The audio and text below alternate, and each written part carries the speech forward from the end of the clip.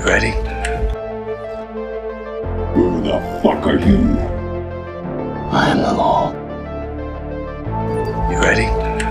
You killed innocent people. The means to an end. You started a massacre. I caused the revolution. You betrayed the law. You don't look ready.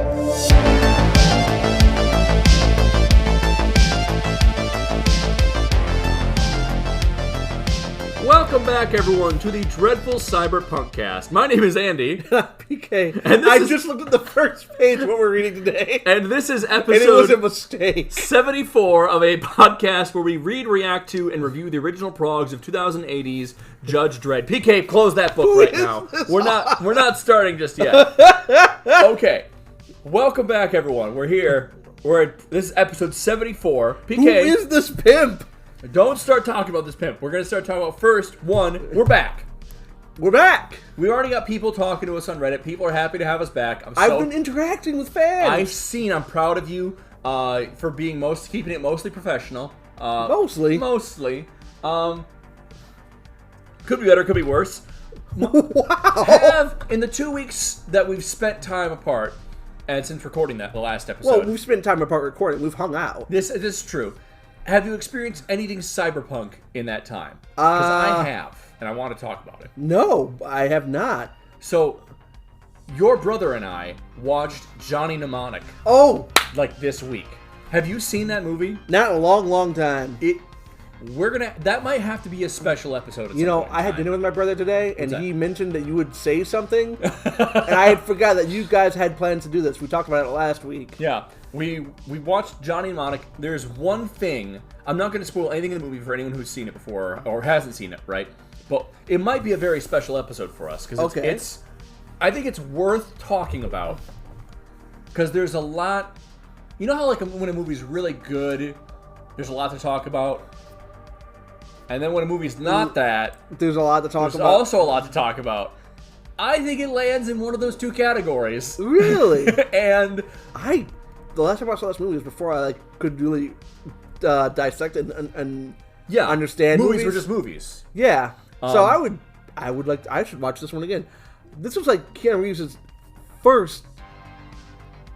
Because there's a lot of cyberpunk he's done. Yeah. What? It was like his first serious role. Really? People say Because after Bill and Ted. It is weird to me that Keanu Reeves, of all people, is, from what I understand, he's just the cyberpunk actor. Yeah. He's just in... He's in Cyberpunk. He's in Cyberpunk. He's in The Matrix. He's in Johnny Mnemonic. I don't know what else he's been in. Sonic the Hedgehog 3. You're kidding me. Oh no, have you not seen the trailer? I have not.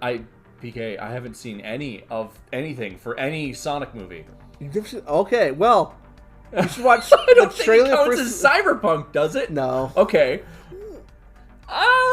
Maybe that'll be an No, issue. there's sci-fi, but not cyberpunk. Okay. Dr. Eggman, played by James Carrey. Yeah. James Carrey? What is wrong with you? Long story short, I will say this cool thing. The one thing that was in Johnny Mnemonic from Cyberpunk specifically, William Gibson is the guy who wrote the short story it's based on. Right. Who also wrote Neuromancer. Yes. And there's a monowire.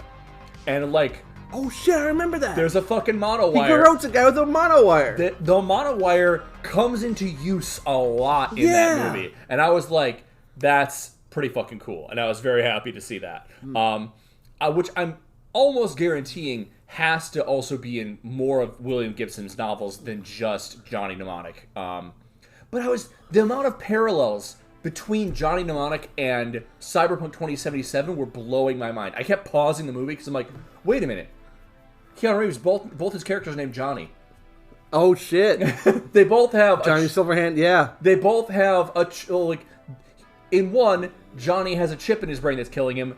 Other one, he is the chip that's killing you. Yeah. It's just weird as hell. But I just want to say, hey, we might do that as a special episode. I would love to watch that movie again. We've got a lot I've seen it in years and years. I could go with it for a deep dive on Johnny Mnemonic. It's pretty weird. So PK, we're gonna talk first. Our first episode today about 2080's Judge Dredd is going to be. We're in the Mega-Rackets right now. That's right. We're in street level crime on Mega City 1. Organized crime. Organized specifically. yeah, that's right. So this is the first thing we're going to be going over today is Prog 211, the Mega-Rackets 2. This is the second It's a two-parter today, and then we're gonna get a half of another one. Okay. So are there 3 Mega-Racket two-parters? I think so. Because I liked the first one about it was interesting to see street-level organized crime. Yeah. We had Body Sharks, right? The premise itself was okay, but I liked the theme. So here's the thing. There are, I can't tell you how many there are, because we're getting real close to the part where we stopped last time. Yes. We went over this one only once, and I know, like, after next episode, I'm in the blind. I'm starting fresh stuff, basically. Okay. I can't rely on some of my old notes, which I've updated. But the Mega-Rackets, we're going to have a two-parter today and half of one, and then another one, and then two. Go ahead. Warhammer 40,000. Okay. Now, some settings in Warhammer 40,000 hive cities have been considered cyberpunk. We have talked about this. Without, it's more religious and government overreach than capitalism. We have talked about how religious being they worship the emperor. Well, the people who made 40K took direct inspiration from Judge Dredd. That's right. Because there's a straight up the Justiciars or whatever they are. Justiciars, who are judges, effectively, on Holy Mother Terra, I think. And side point away from that side point. What say we get into this episode? Good point. Okay. So this Prog... Wait, is your side point with my side point the main point? It is the main point. Okay. So we have Prog 211, the Mega-Rackets 2, Perp Runners Part 1. This Prog was released May 9th, 1981. Script is by T.B. Grover, John Wagner, and Alan Grant. Artist Ron Smith, and letters by Tom Frame. PK, let's talk about this gentleman we're looking at here. So can you give me... We gotta read what's going on here, because we got new crimes. New crimes. Start with our little crime file here, PK. Crime File 2. The Perp Runners. Perp running. The illegal transportation of wanted criminals, or perps, to a place of safety off-planet. Mega City 1's alarming crime rate ensures that there's never a shortage of customers for the fat cat racketeers who run the escape routes. So now, how can an escape route off planet? That's a good question. I guess spaceports must be the obvious answer. But because you can just go off planet if you can just jump high enough. But you need a ship. But here's the thing: you got to think if we're living in a society, if this is a society, right? Yeah. That they're gonna have some kind of ID check in a spaceport in Mega City 1. True. So that would make sense why Does that mean there are no private-owned spaceships? Oh, even then, you probably have to have like a person's check, and then you can get caught smuggling, so on and so forth. Yeah. So there's like a private-owned ship. But we're talking about people escaping off of Earth entirely to get away from crimes in Mega City 1. To get away from having committed crimes, getting away from the judicial system. Exactly. So the judges, who can blame them? PK. Can you describe what we're looking at right We are looking at a future pimp. You're not wrong. He has what's that? John Waters mustache. Yes, he got the pencil-thin mustache. He's got a fedora. Uh-huh. A skin-tight futuristic suit. Looks a little bit like a judge's outfit without the shoulder pads, but it has knee pads. Oh, it's got great knee pads, PK. As you know from what knee pads. It's the future. Everyone's got knee pads. He has these ridiculous sunglasses goggles. Oh, they're fantastic. And he's just lounging in the back of his Cadillac. He is wearing jewelry on every finger on his neck. Giant. He's got like a little lowball glass in one hand. Yup. He is lounging in the back of what can only be described as like a throne in the back, like a comfy throne. It's like a Cadillac, but instead of a bench back seat, it's one big throne. It's one big cushiony throne. He is like lounging there. He's got his feet up in the front seat. Yeah, he's sipping something and eating Muntz gum. He's eating Muntz, best quality Muntz gum, which is illegal. We don't know that. Oh wait, no. Muntz is just thinking of you're thinking of Uncle Umpty's Umpty candy. Yep. That is what you're thinking of. Not a bad thing. I'll hold that in your brain. That might come up later. Okay. But this guy is chewing this Muntz gum. He's sipping a drink. He's got his feet up.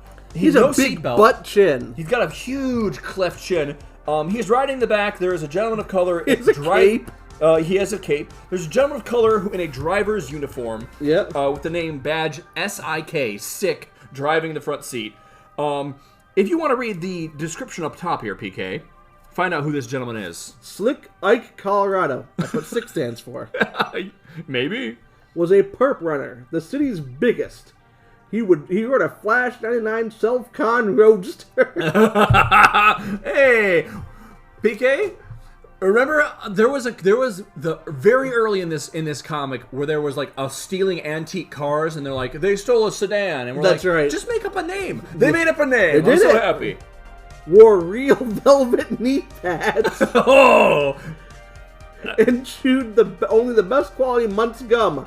Things were good in the perp running business. Not that Slick Ike admitted to being a perp runner. He made sure nothing could ever connect him to the racket. Slick Ike's henchmen took all the risks, just like the villain from the last issue.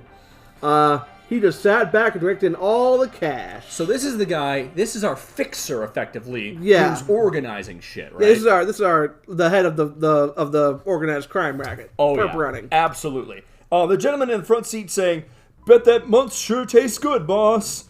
And then we have another little thing down here. No, the law would never touch Slick Ike, Colorado. Keep going. At least Yeah. in the next panel, Judge Dredd is standing inches behind him. He's just standing behind the He car. appears He's just ready. Hands on hips. as he is spitting his gum out. Yeah, Slick Ike is spitting his chewed months out. Eh. But no law would ever touch Slick Ike, Colorado. At least not for perp running, as And- Judge Dredd appears. And as Slick Ike is spitting his months out, Dredd, you! Littering the streets is an offense. Pick it up! As we see the pile of gross months by Dredd's shoe. Yeah. We see the driver getting out to pick it up, but Dredd is pointing at Slick Ike. Not your driver, you! And now Slick Ike is like down on his hands and knees picking his... He's got like... This gum is ridiculous. I don't know how much gum he had in his mouth, but I would just say like maybe a couple quarts of Yeah. gum. Like it's a lot of fucking That's months. too much to chew on, It's dude. a lot of months, and it's between his hands. Also, just this picture of his fucking spitting face. You can hear the coming out of his mouth. Yeah. Go for Slick Ike, Colorado, PK. You shouldn't know how to treat me like this, Dredd. I'm a respectable businessman. I appreciate this. We all know what your business is, creep, and it's anything but respectable. And now as Slick Ike's getting back in the vehicle, cleaning his hands, Dredd's got the chin coming into frame. Real velvet knee pads, dude. Real velvet knee pads. I'm letting you off with a caution, Colorado. When you go to jail, it's going to be for life. Don't bust your braces trying, lawman. Don't bust your braces trying. I like that line. Yeah. That's like a don't flap your jaw too much while you're talking about it, right? But we watch as the driver pulls away along with Slick Ike, and Dredd is left on his bike looking back after them, thinking to himself, Colorado's a real fat cat these days. Business must be booming. Time the law cut his profit margins a little. So, let's find out what's going on here, PK. We turn the page, and what's going on? What the fuck? What? Dredd is, yelling at some CDs? Dredd is back in his office. Dredd scans the perp file. Oh, that's what he's doing. He's going through like the, I thought he was just like playing the piano, really angry. No, That's a confusing panel. He's doing the thing where you thumb through all of the the files. right? Yeah, where you open up the file. Because we're at the future. We have like It's probably punch cards or some shit. honestly. And there's he pulls up a picture of a man. This man, imagine if Javier Bardem from No Country for Old Men was bitten by an uglier criminal and turned into that. He has a scar running Over He one eye. should do. He's got the bowl cut, the terrible bowl cut. Yeah. He's got like pointed Massive teeth. jowls, filed down pointed teeth, He's got like scruff. big fat trout lips, one eye. And we have a little description here. John Julius Brown, alias Ice Pick Brown. Ice Pick Brown. 30 years. That man has lived a rough 30 years. Well, no, is that his age or how long his sentence is? That is how old he is. Jesus. Multiple homicide. Location, Mega Pen 54. Hey, We got a name for Mega Pen. We do. We never had a name for it. We've only had reference to ISO cubes. 54 megapins? At least. And then release date 24/24. What year is it? It is 2103. Okay. So it's 21 years from now. So he's serving 21. He has 21 years to serve. For multiple homicide? Yeah. Well. I don't know. But Dredd is thinking to himself as he looks at this guy's file. So April, because it's the European way of saying it. No, when I say European, I mean the rest of the world except for America. Yeah. That's April 20th, 2124. Correct. Dredd's thinking to himself, you don't know it yet, Ice Pick, but you're about to make a daring escape. And now, PK, sure enough, so what's going on, PK? Ice Pick is making a daring escape. There's clearly outside of a giant prison. Yep. That night, the emergency siren sounded at Mega Pen 54, and we see Ice Pick. It's a scene right out of a prison break movie. There's there's searchlights going. Floodlights, and there's as he dashes through the darkness. PK, is Dredd letting a fucking perp out to catch somebody? This man is Dredd in disguise. What? That is Dredd putting on some synth skin or something. Why not just release the guy and have him inform on him? Like, earn some good... Dredd can't trust a perp to do that. He can't trust a lawbreaker. Dredd went to prison. Oh, okay. And he said, I'm gonna do that. I'm gonna need a disguise of... This seems complicated. John Julius Ice Pick Brown. Well... it's complicated. Is it too complicated for Joseph Dredd? Let's find out. Good old... Just go Plain Joe. Plain Joe Dredd. No. Judge Dredd is going to tear this mask off, which is going to be wearing a helmet under the skin. Oh, he's going to have the helmet under the skin. Oh my god, yes. Okay, that's I mean, the hair is doing a lot of work there. We go to the next panel. Shortly afterwards, we see a gentleman lounging about in a small kind of apartment. A nice one room, yeah. Oh, it's a vid phone, not a TV. He's like talking to Ice Pick Brown on a vid phone. There's a 10 cents month poster with a beautiful woman in the background. Yeah. He's got some cigarettes. He's got some guns. Maybe guns. Yeah, definitely guns. I'll let you talk for this guy. I'll talk for Ice Pick if you would. You shouldn't be calling here, Ice Pick. Also, this guy is, by the way, beefy and shirtless and blonde. He's lounging. He should be like a model. Yeah. I don't know why he's an organized crime. It's because everyone in the future is beautiful unless you can afford to be ugly. Oh, shit. Remember that? Yeah. Yep. I do. Keep going. You shouldn't be calling here, Ice Pick. We're known associates. The judges will be monitoring this line. Not yet. I've only just broken out. You gotta help me, Lanny. You gotta put me in touch with the perp runners. And we now go outside of a phone booth. Phone? Yeah, PK, what's wrong with this phone booth? It's spelled F-O-N-E. Yeah, PK, because fuck it. It's the future. It's the future, and everyone... They pay by the letter. Everyone in Mega City 1 has to click an IQ of 7. Maybe we've moved to a phonetic alphabet. Or maybe just everyone's IQ But we've seen it spelled vidphone before. We absolutely have. Yeah, you're absolutely right. Ice Pick is saying, Lanny is saying to Ice Pick over the phone. Okay, wait there. Someone will pick you up. 10 minutes later, transport arrived. PK, what's his transport look like? This looks like a cool future hot rod. Mm-hmm. I couldn't tell.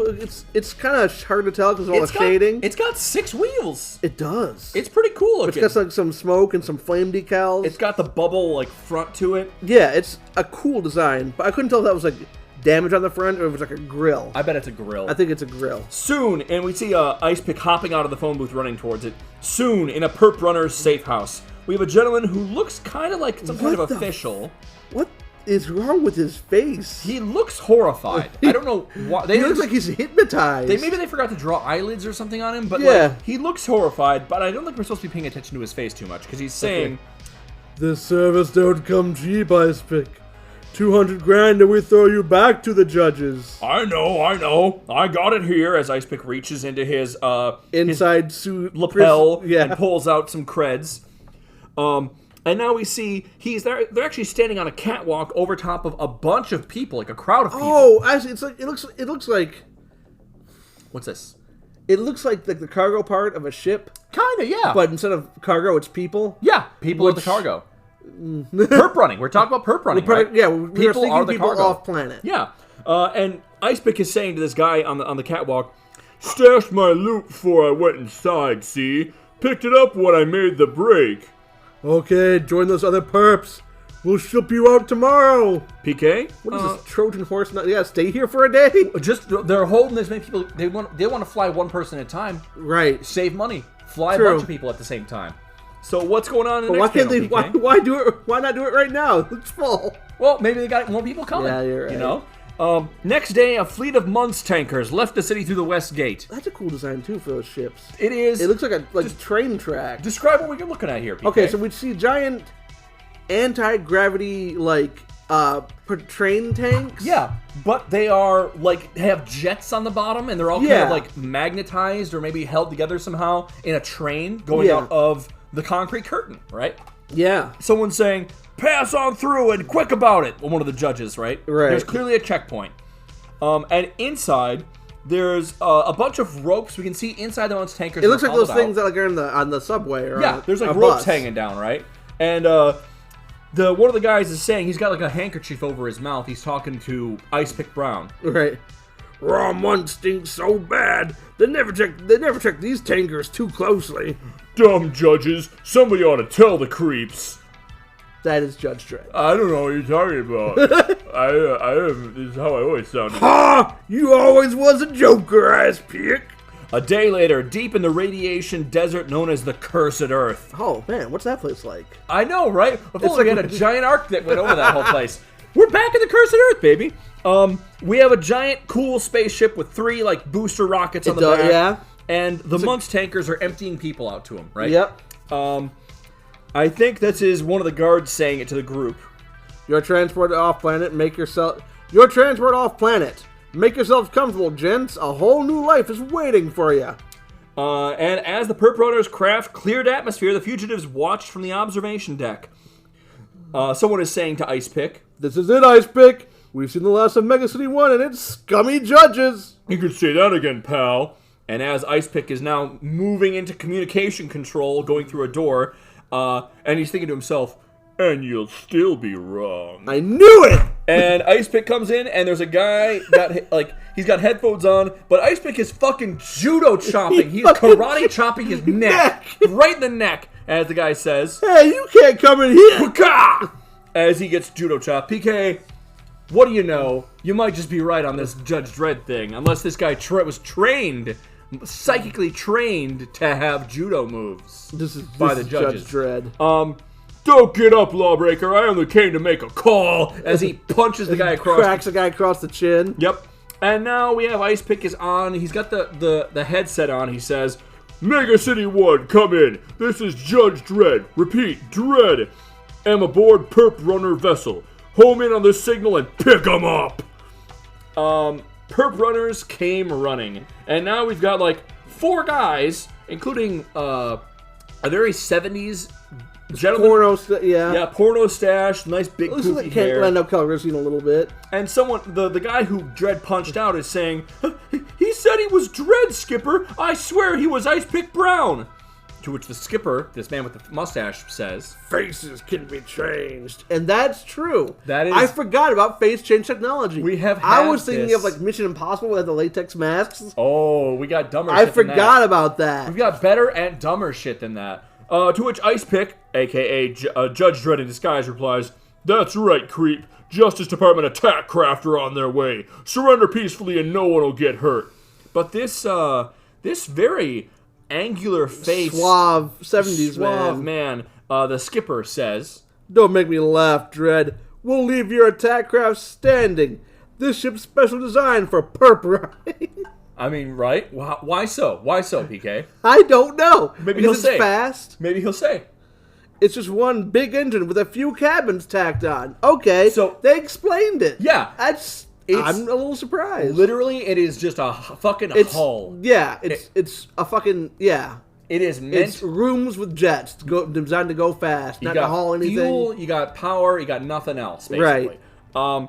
The ship's engine flared into life, and we have like a blast as like a little beam goes flying away. And now we cut to the judges, who are looking at a big old, sonic boo, boo screen. We got the blips. We got the blips, we got the bips, that exact thing. But it's huge. And one dumb. guy's doing the judge pose. Of course, on the Justice Department attack craft, they're dropping us like a stone. They'll be off scan in a few seconds. Dredd will have to handle this himself, says Judge Dredd. That's not Judge Dredd. That's a different judge. That's... They all have kind of Judge Dredd's face. They kind of do. Those two guys are Judge Dredd talking to Judge Dredd. We rescue Judge Dredd, who is Ice Pick Jones. I will admit that these judges are all basically Judge Dredd. I'm starting to wonder what percentage of the judges is Judge Dredd. Like, we know there's a cloning plot later on down the line. Yeah. How many clones? How many clones we gone Because through? there are at least 4 on this panel. There's quite a few. They don't look any different. And none of these are Rico, so there's at least 6 Judge clones. Yeah, it's true. We've already had cloning of Judge Dredd up to this point, which is insane. So we cut back to the ship, right?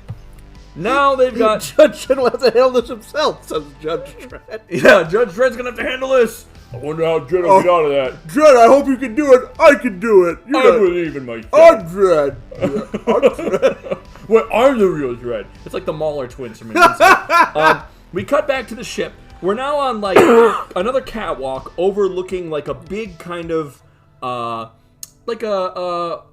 community area. There's tables, people are sitting around. Yeah, all it's like the perps are mess. there. Yeah, or mess whatever. hall. That's what I was looking for. Someone is saying out to them, they got Judge Dredd, Ice Pick Brown, handcuffed to some pipes. with Yeah, his like a arms in the prisoner. air. Like a prisoner on a fucking ship. And one of them Which saying... Oh, go is ahead. exactly what he is. I mean, literally that. Stinking lawman almost spoiled everything. Kill him! To which the skipper replies... Wait, what? Oh, wow, I went to the next page. We'll deal with this one in our own way. Now, men, just relax. Break out the champagne. Spelled wrong. You're going to remember this trip for the rest of your lives. So now... Wait, that's the 70s guy. He doesn't talk like that. It doesn't matter.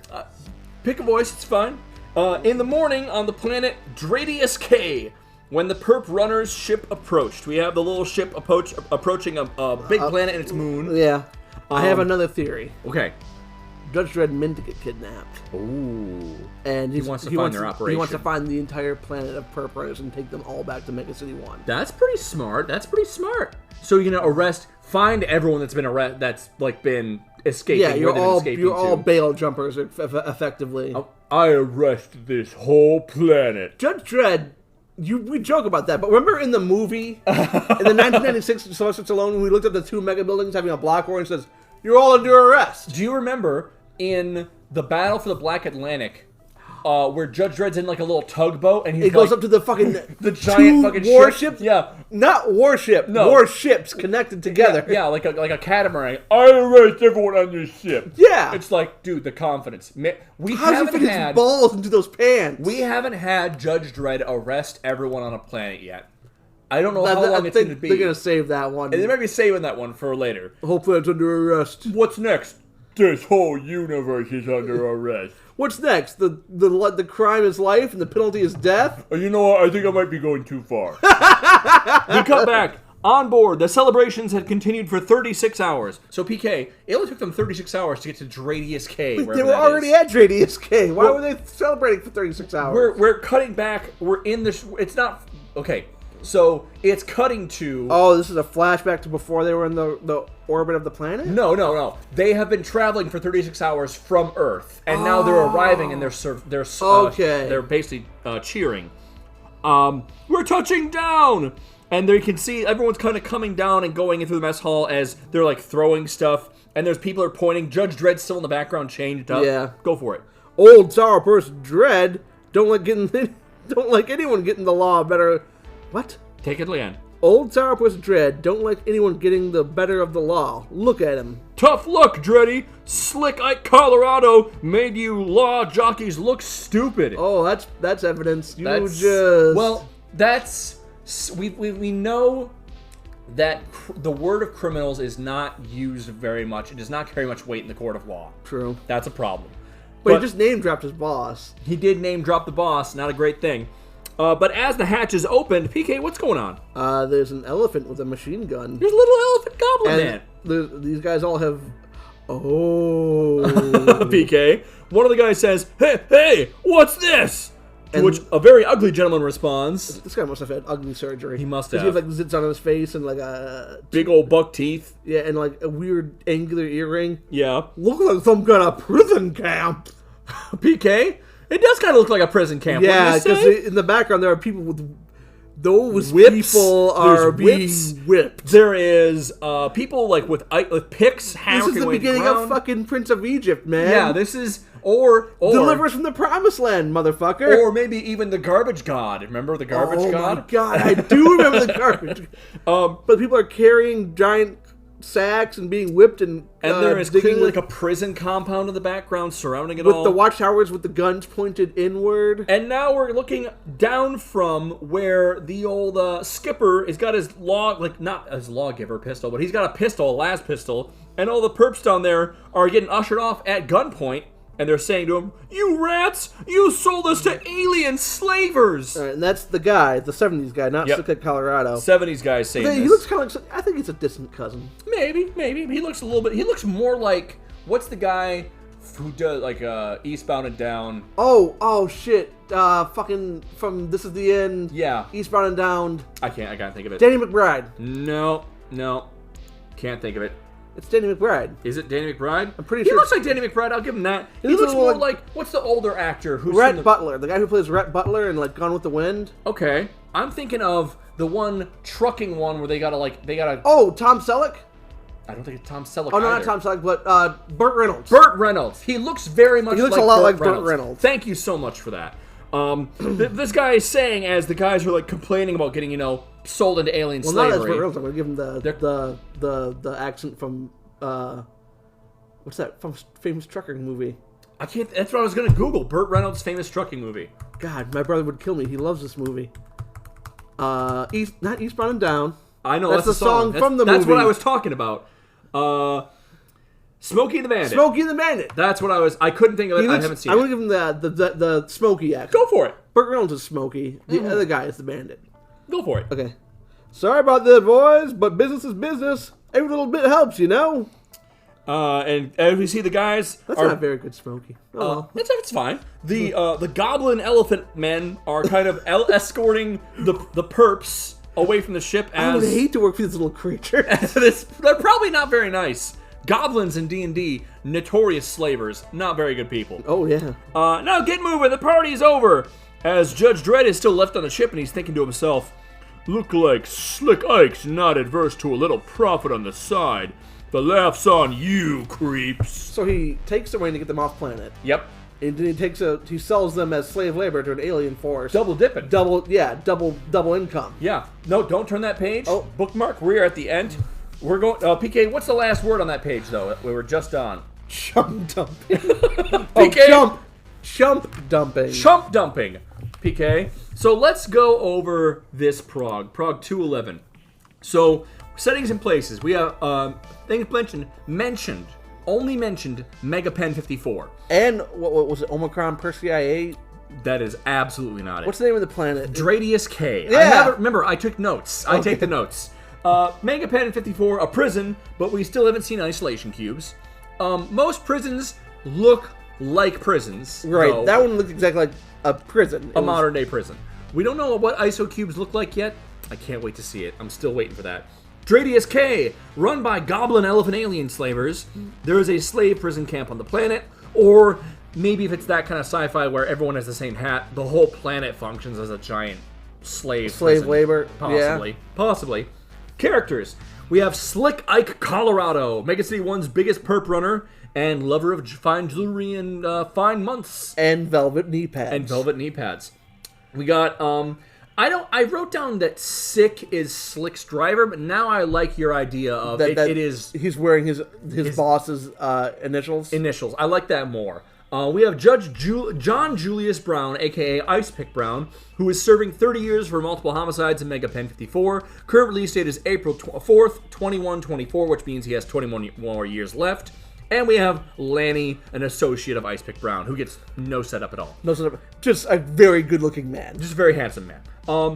Items, technology, no. We got a lot to mention in this one. We got Munt's gum, so foodstuff gum. Yeah. Apparently, raw Munt's stinks pretty bad. Again, We don't know.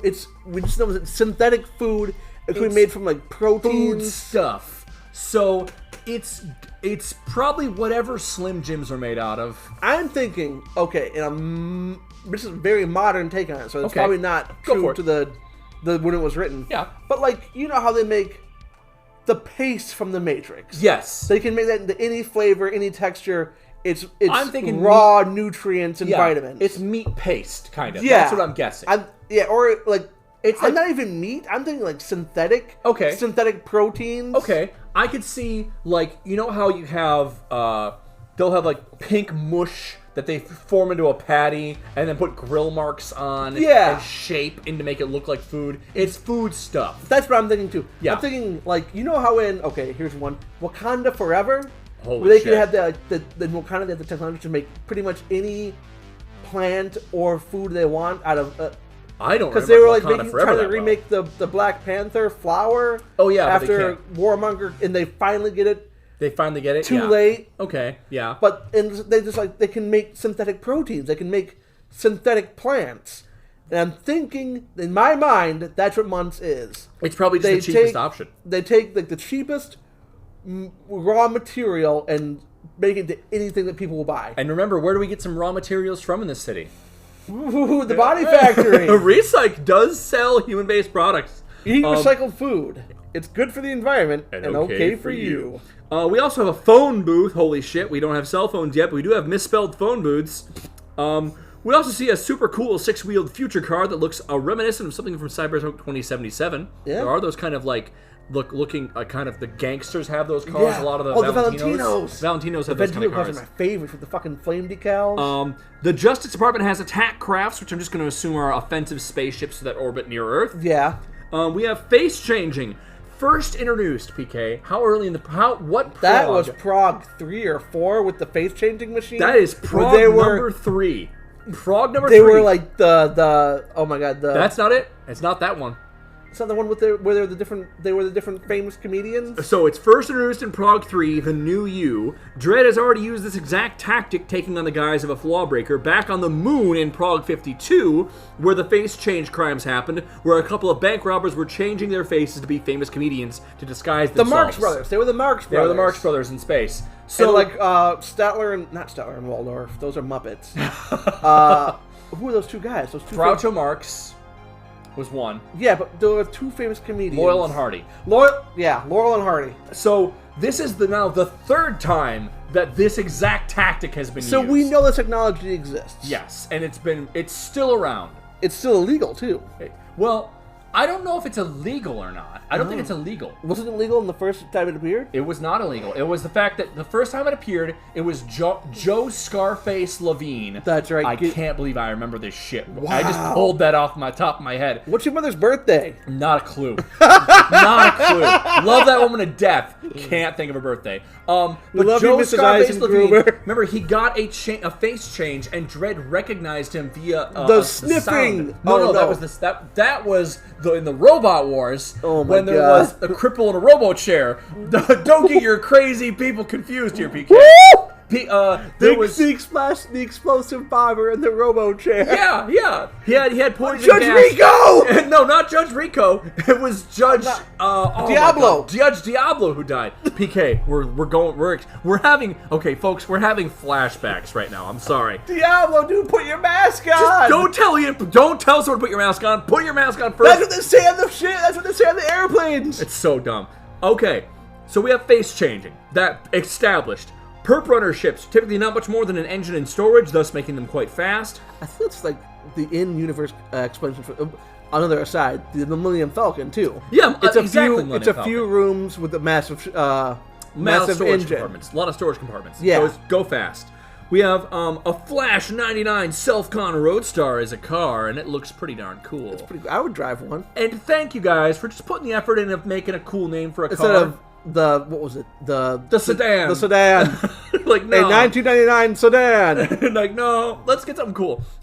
We know that genuine velvet is implied to be rather rare here. Velvet is... What is velvet? We have discussed this. It is also synthetic. Oh, yeah! So We've had this exact same conversation. we've had this exact same conversation. Andy, do we talk about anything new ever? You know what? In Judge Dredd, there's always something new, but we always go back to the old stuff, and I appreciate it. I really do. And also, last but not least, knee pads are brought up again. It is the future, after all. Yes. You know, everyone's wearing knee pads. Everyone's wearing knee pads. It's smart. Is it such a luxury to have a synthetic material? I think it's a joke. I think we're thinking too much about it. Yeah. I think it's probably what it is. Is this a comic for kids and we're diving too deep into it? It's absolutely what it is. Terrible slang, made up words, Judge Dredd one-liners. Fat cat is, I looked this up. I've heard this term a lot before. As have I. It was common in the 70s, right? Yeah. A wealthy contributor to a political campaign fund, a wealthy Who and receives kickbacks. a wealthy and privileged person, or a big shot. That's what the synonyms are. I like the line, "Don't bust your braces trying, long man." It's a slick way of telling someone they're all talk, you know? I like that. Don't bust your braces.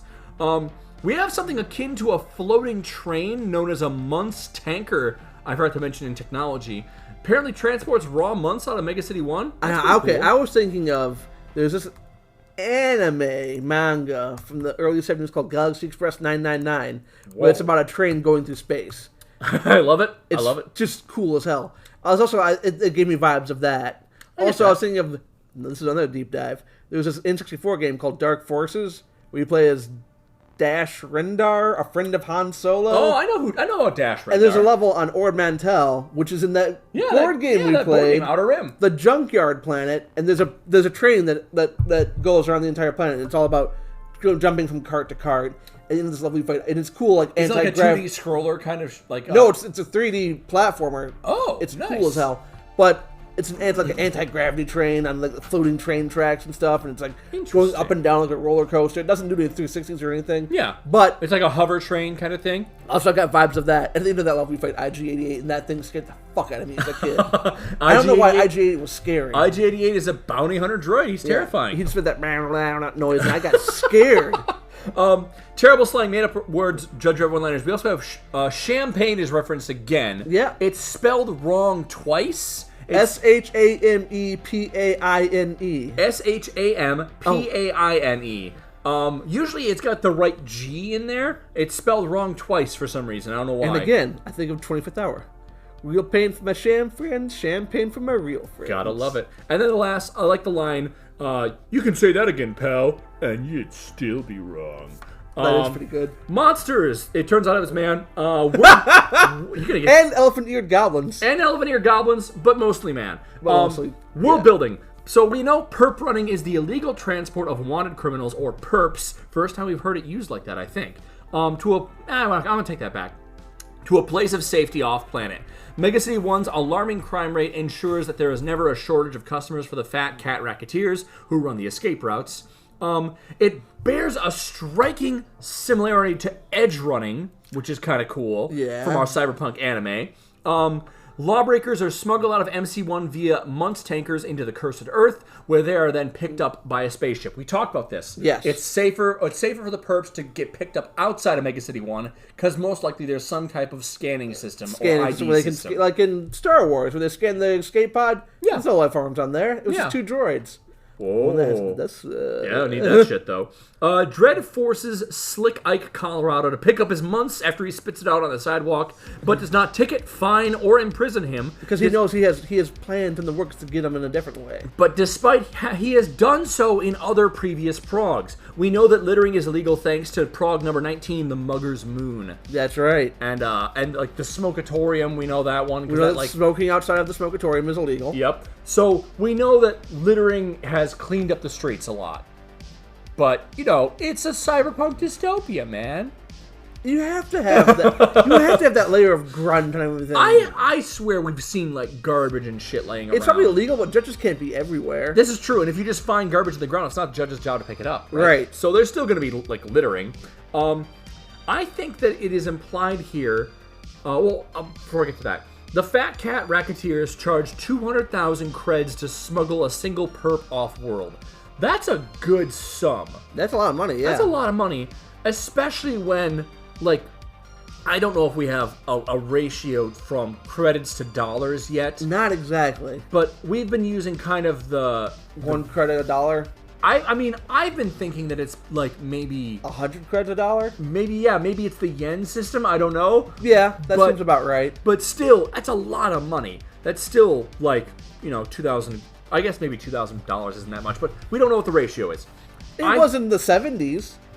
That's also a fair point. I think This it is is. $80 dollars. This is $80s, man. Before Reagan had done his stuff, right? I think it's implied here that because the Perp runners aren't leaving Earth for Mega City 1, they don't seem to encounter any resistance by the judges, which makes sense since the judges probably can't control all traffic off-world for the entire We've U.S. talked about where the judge's jurisdiction ends before at least 2 times. The Black Atlantic and that Frankenstein, not Frankenstein 2. It was something like that. It was where the guy was on the bridge outside of Mega City 1. Yes. They've talked about this, how, like, there is a city line, and after that there's no law. But then again, Judge Dredd also goes out there to the Cursed Earth to bring law. And also Judge Dredd goes to a far planet for the judge child. Now, it seems like they don't have a definite answer, but in my mind, it works that if you are a known criminal escaping from Mega City 1, then jurisdiction does not matter. They can chase you to the end of the universe. Interesting. They can go as far as they want to for you. It's just how much they're willing to go. Because that's what he does with the Angel Gang. He's chasing the Judge Child. It's the whole Child of Prophecy thing is the whole reason they went after him. That's true, too. It was kind of self-serving. It's kind of outside the law, the whole thing to begin with. Yeah. And then he ignores it at the end. Yeah. So, maybe that's why he's able to do it, because it wasn't part of the law. Maybe. We have lots of mention of months in this prog. We see an ad for it. We see a bad guy chewing it. Giant tankers devoted purely to transport of it. I don't know when it became so prevalent, but it's now everywhere. Yeah, it seems the last 2 progs. In this compendium, we've just seen it a lot. And it's been mentioned a few times beforehand. I like it because I like the idea of Mega City 1 is how many millions of people. We see no farms. They have to have a synthetic. They have to have something like this. I am guessing it is very much like the pink paste that they make shit into. I'm thinking also, I'm thinking of that. I'm thinking of, this is going to be gross. Go for it. Do you remember the beef jerky factory in the beginning of Cyberpunk? Oh my god, yeah. That Dum Dum runs and Brick run their shit That's out right. Of. Or yeah. like, I was also thinking like the weird, at the end of Fallout 4 where they were making the synthetics, like, what if it's just that? Oh, yeah, I can see just that. Make meat dipping out. Yeah, I know that now because I finally got to that part of the game. Oh yeah, that's right. You finally beat Fallout 4. Finally beat Fallout 4. Happy for me. Applause. What about the DLC? No, not gonna do that. DLCs because there's Nuka World and. I didn't like that game enough to do that. I don't. It's like Point Lookout. Point Lookout. No, that's Fallout 3. I am not familiar with these, so I can't offer any help. Okay. I want the last thing. I might say that perp running, the perp runners and Slick Ike Colorado is being very opportunistic here. Of course. He is picking up people, double-crossing them, his own clientele for easy creds, and none's the wiser, right? Like, you can't get... You're in slavery. You're not going to write a letter back from Slave Planet. That is very capitalistic and pretty cyberpunk, honestly. It's pretty organized crime too. But, well, like, if I think of, like, if you had this scenario similarly in Cyberpunk 2077, hey, I'll smoke you out of the city.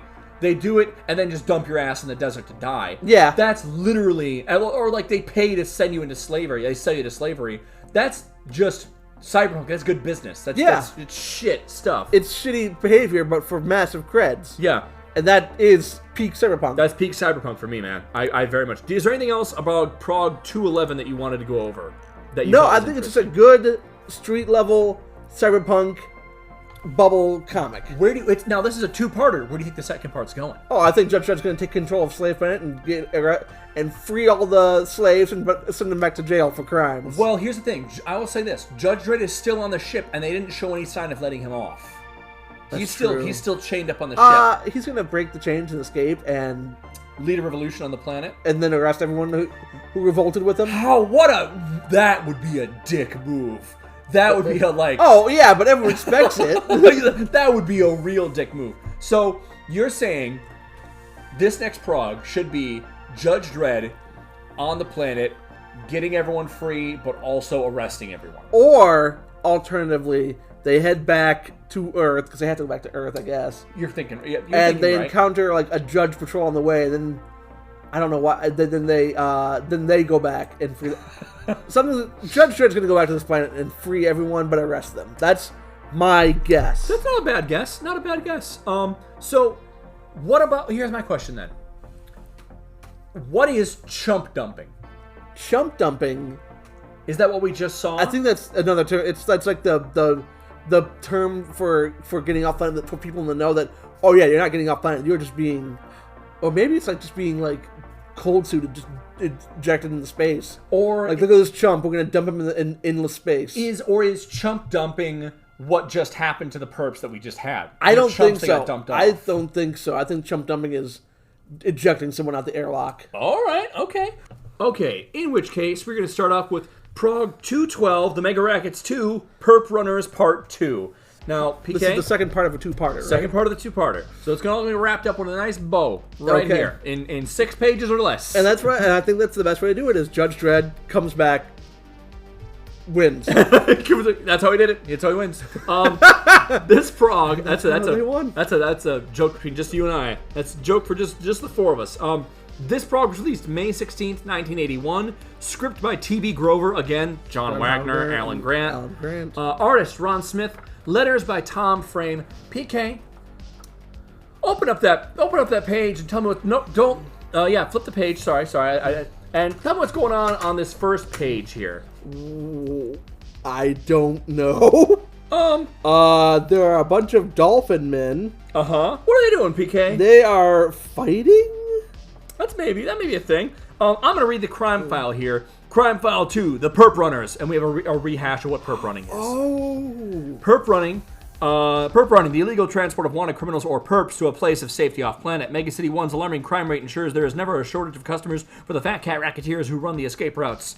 PK, there's a bunch of dolphin men. There are a bunch of dolphin men. There's some of them have beards and like old-timey prospector outfits there in the back. Yeah. And they're all talking about how they want to go to Earth and live as gods. There is a sign that they're looking at. With a big, beautiful, buxom woman feeding... two big, beautiful, buxom women feeding a dolphin man grapes. Yup. As he lays there on a bed with a fan. And the dolphin in the picture is saying, "We aliens are gods! We're having a really fun time, yep!" Okay, they're not fighting. They're like all excited. They're all excited. Read the description up here, top. Start from top down. Okay. The popular and profitable sideline to Perp Runners racket was chump dumping. Okay. I think I just figured out what that is. They say out. you're gonna be a god, and they bring you to Earth, and you're slave labor or food. Let's find out.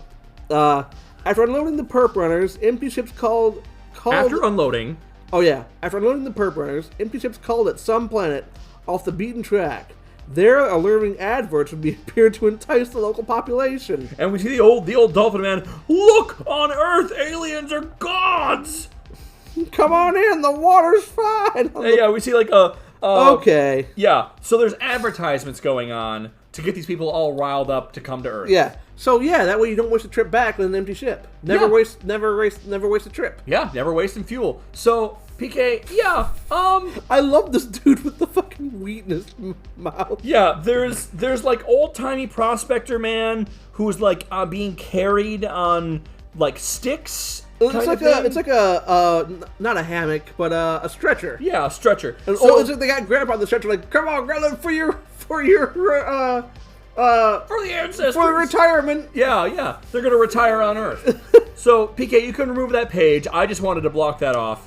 So let's look at upper left-hand corner. What do we see? There's a man talking, whispering to a dolphin, but in the background is another advertisement. What's it say? It says, "Judge on Earth, participate in true life drama, lured over 800 million humans." And we see has the population of Mega City 1 gone up? No, it has been listed as 800 million still. Okay. This is the most recent mention of that. And we see a dolphin judge. Yep. Shooting a man. Shooting a man while like there's a judge laughing at like, "Oh, yeah. You!" The judge is saying that, "Lord it over it. We got it great." Meanwhile, this guy is whispering to the dolphin man, "You could be on Earth tomorrow, friend. Just give us all your money." To which he says, "Sure thing." Well done, dolphin voice. Thank you. Later, deep in the spaceways would come the sting, as we see the two guys Okay, George, open the airlock! And PK, the Perp Runners never had to live up to their inflated claims. Dump those chumps! As all these fucking dolphin people get fucking They jettisoned. do get airlocked. They get jettisoned into So space. I was right, then I was wrong, then I was right again. Yeah, you went full circle on it. Yeah. You totally got it. I thought they were dumped off on Earth as slave labor or food. Not worth carrying them. Save fuel. So they do it like multiple times on the way back? Maybe. You could run out of customers eventually. Well, there's countless planets out there, so maybe not. Space is infinite, right? Yeah. So they're alien. But space is infinite, but the way back from Omicron Persei 8 to Earth is not infinite. Dreddful K. PK. I said what I said. I know what you said. The alien passengers would never see Earth. They're fucking, yeah, All the cold luggage. suited. They're not even like stripping them. They're just sending just jettisoning everyone. That's fucking, yeah. That's fucked up. That's but brutal. That's triple dipping now. Yeah, that is. That's like, we pay people to get them off planet, Sell them, and then on the then way back, pick up more people and just fucking dump them. Yeah. That's fucked up. That's very cyberpunk. Very cyberpunk to me. Evil. Let's turn the page.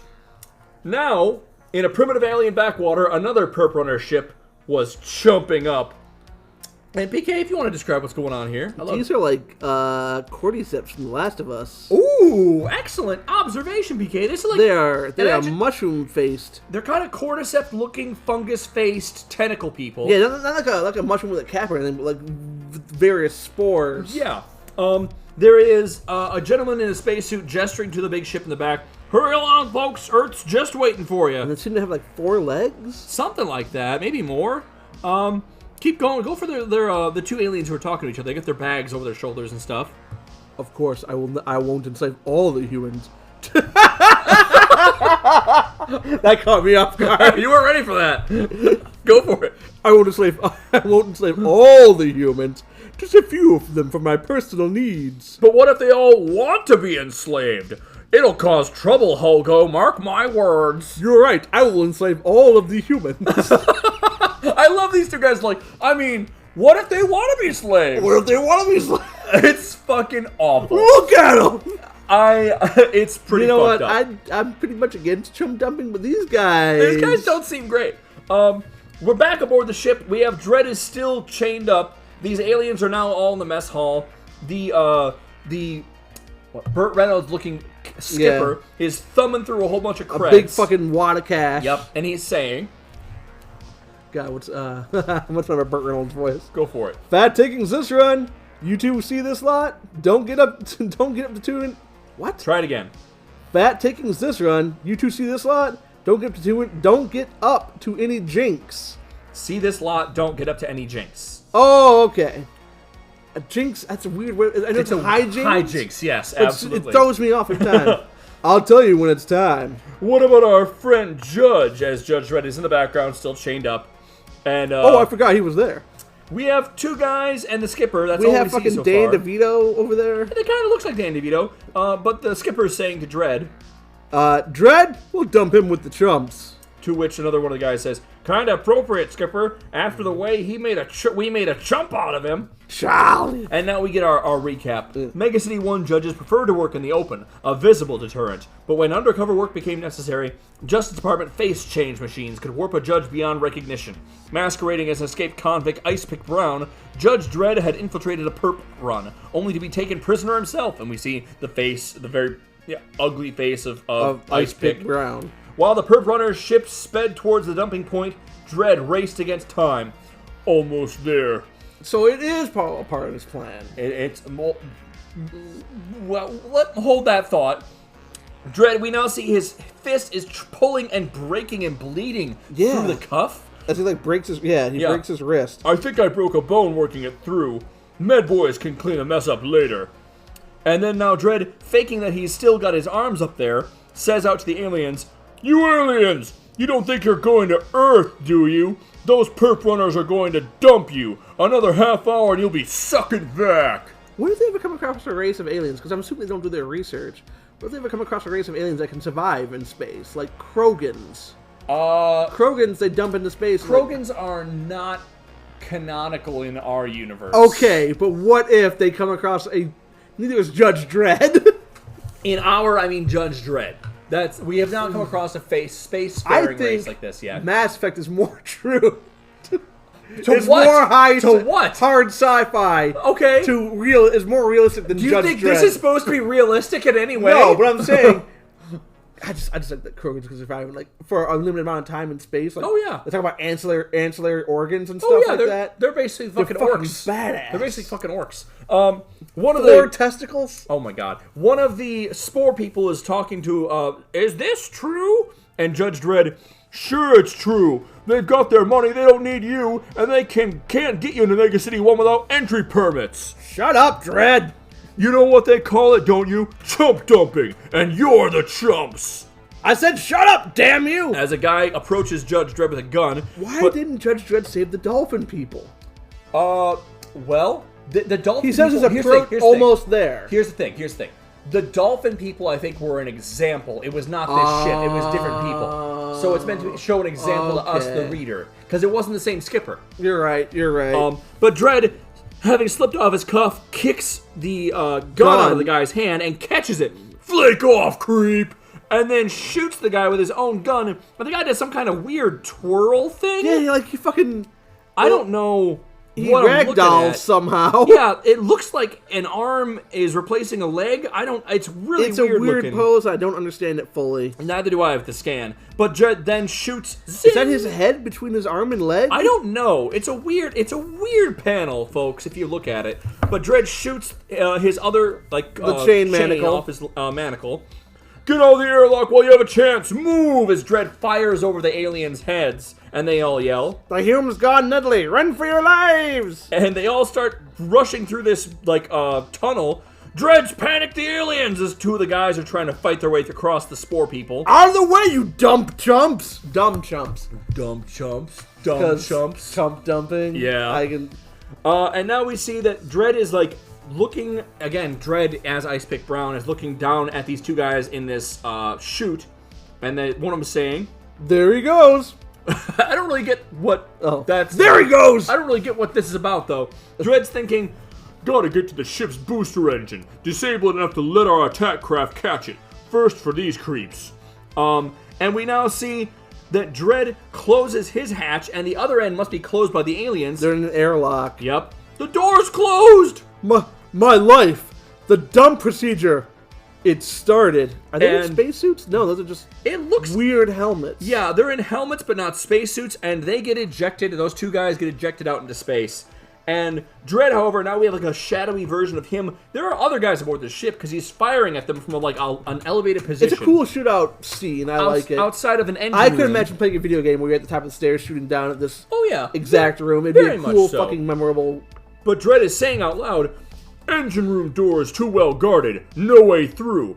So where does he go, PK? Life support systems. In here! He kicks open the door, and now the scan isn't very good, unfortunately. Yeah. But it's Dredd in the shadows, and someone's saying to him as they open the door, Surrender, Dredd! You ain't got a chance! You'll do the surrendering, creeps. In fact, you're going to call the Justice Department yourselves. As he has a gun to the guy's face? Nope, it says detach tanks. And next panel, PK, we see a bunch of tanks go flying off the spaceship, and someone says, The oxygen tanks! He's jettisoning them! Damn him! Now, what they could do is call Mega City 1 and get, because they ship oxygen to the moon? They can just get some oxygen shipped that's to a deep cut, PK. That's a deep cut. Well, here's the thing. We know that it was 36 hours to Dreddful K. They probably don't have 36 hours with the air to get back. True. But It's dumped at they least did 4 just leave a tanks. planet where no one was in space suits. Yeah! Just turn around to the planet, in my opinion. That's true. But that's an idea. Dredd busts into the ship. What we can only imagine is the Cockpit? Yes. And there's the skipper there, and Dredd is saying with his gun, Wait, who is this eye patch man? I don't know. We haven't seen him. He's one of the crew. Just one of the criminals? One of the crew. Part of the ship, part of the crew. This ship's got 3 hours air left. That gives you just enough time to dock with an attack craft and give yourselves up. On the other hand, maybe you prefer death by suffocation to an isolation cube. There's a breathable planet right there, Judge Dredd. It's This is 1 hour actually- away. Hang on, this is actually smart. Dredd waited until they got far enough away for the chump dumping. So he waited. He figured out. Oh, that's this why he place- said almost there. Yeah, that's why he said almost there. He actually was smarter than planned us. it out. Yeah. Judge Dredd was outsmarted us. Thank God we're not chump dumpers. You know what? Good on. You get slow clap for that. You get slow clap for that one, Judge Dredd. The Perp Runners plumped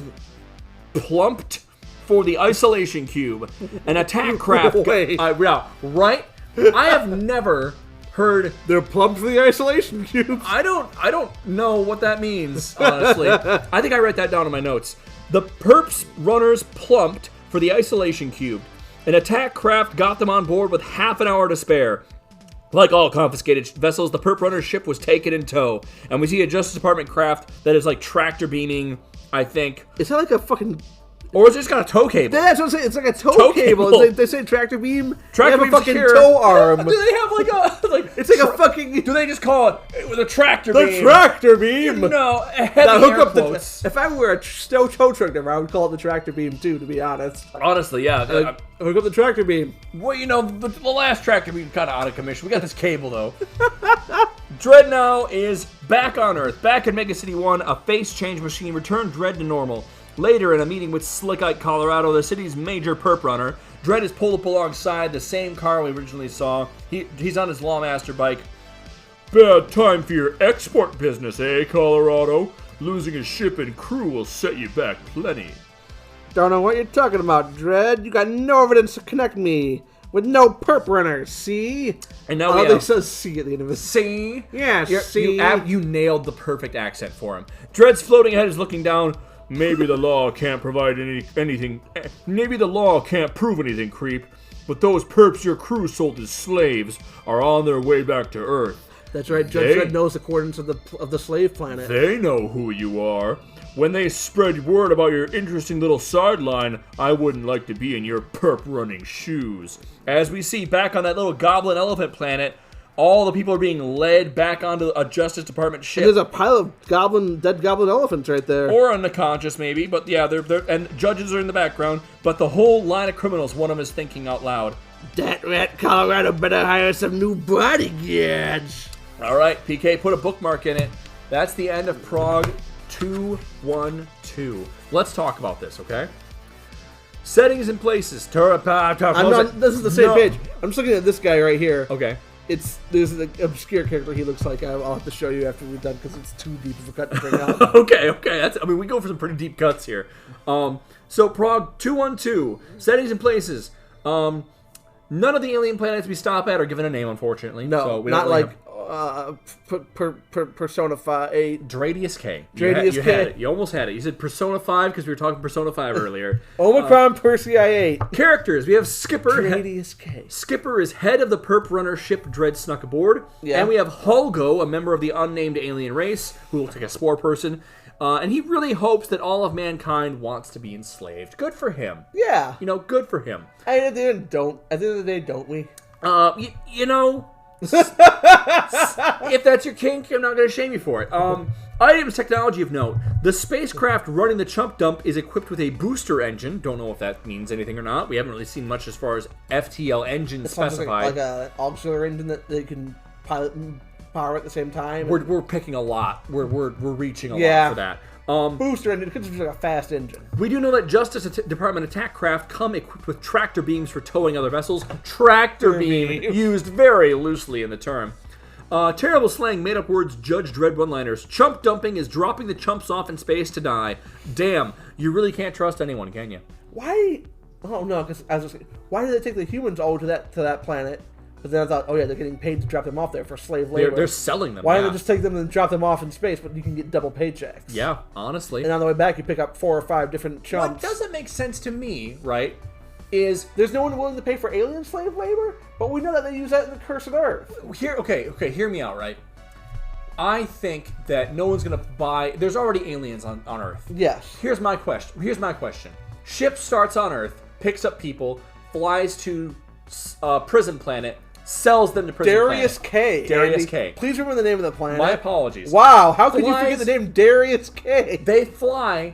Wouldn't it make more sense to just do chump dumping? Yeah. Or better yet, just pick up more people and just, I guess I guess chump dumping is something you do. Why not sell them though? Why not sell them on the prison planet? That's what I was thinking too. But You know. I guess it's a comic book. Or a comic. It's a comic book. I'm thinking too much into it. Chumping up is loading up on chumps, victims, onto a spaceship. And just jettisoning them into space. And jinx, you notice this? Short on for hijinks. Hijinks. Yep. Another half an hour and you'll be sucking vacuum. I like it. Yep. Nice. The grand vacuum of space. Dredd does say flake off creep, which Is a fuck off. that is the closest to fuck off we've true. ever heard in this comic. Plumped. With the context, I'm going went in for or Like, chose. got ready for, but chose. I have never heard it used this way. It's like pumped, but no. No, maybe plumbed. Maybe it's supposed to be plumbed for. I don't Maybe. know. Plumbed? But I I like the line. Humie's gone nutley. Like Now here is God Nutley. you said it. Yeah, I don't know about plumbed. It's very weird. Monsters. For lack of a better phrase, we get dolphin people. They're just space dolphin people. That's all. They seemed nice. They seemed really nice. It's a shame. They didn't want to enslave anybody. They did. No. They did kind of want to be judges who shot people. It's not a great reason to be a judge. But of course, we also get tentacle, cyclops, dandelion, afro people.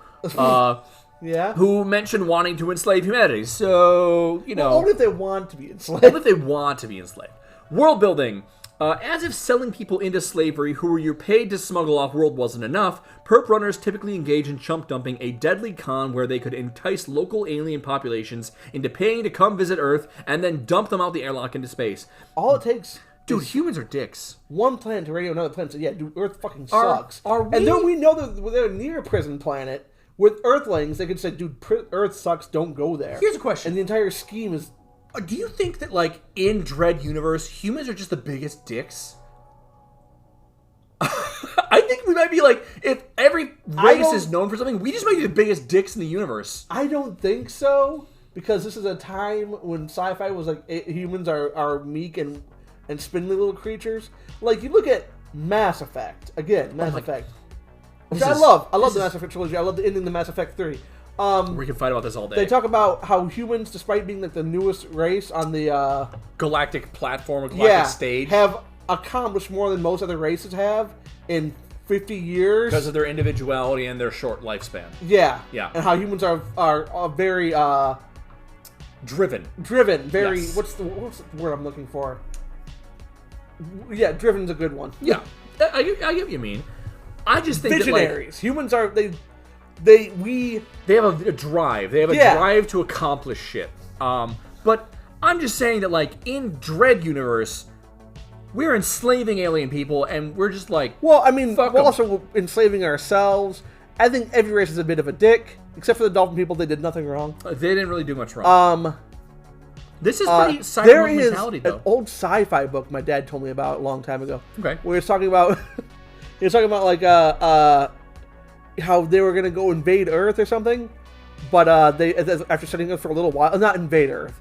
They were gonna invite them to the great intergalactic council of aliens in the galaxy. Yeah. But after they went to Earth and they said, "Oh, they've achieved nuclear fusion. Now's the time. That's the peak of science. I remember this. Now's the time to invite them to." Wait a minute. How come they don't have deep space travel?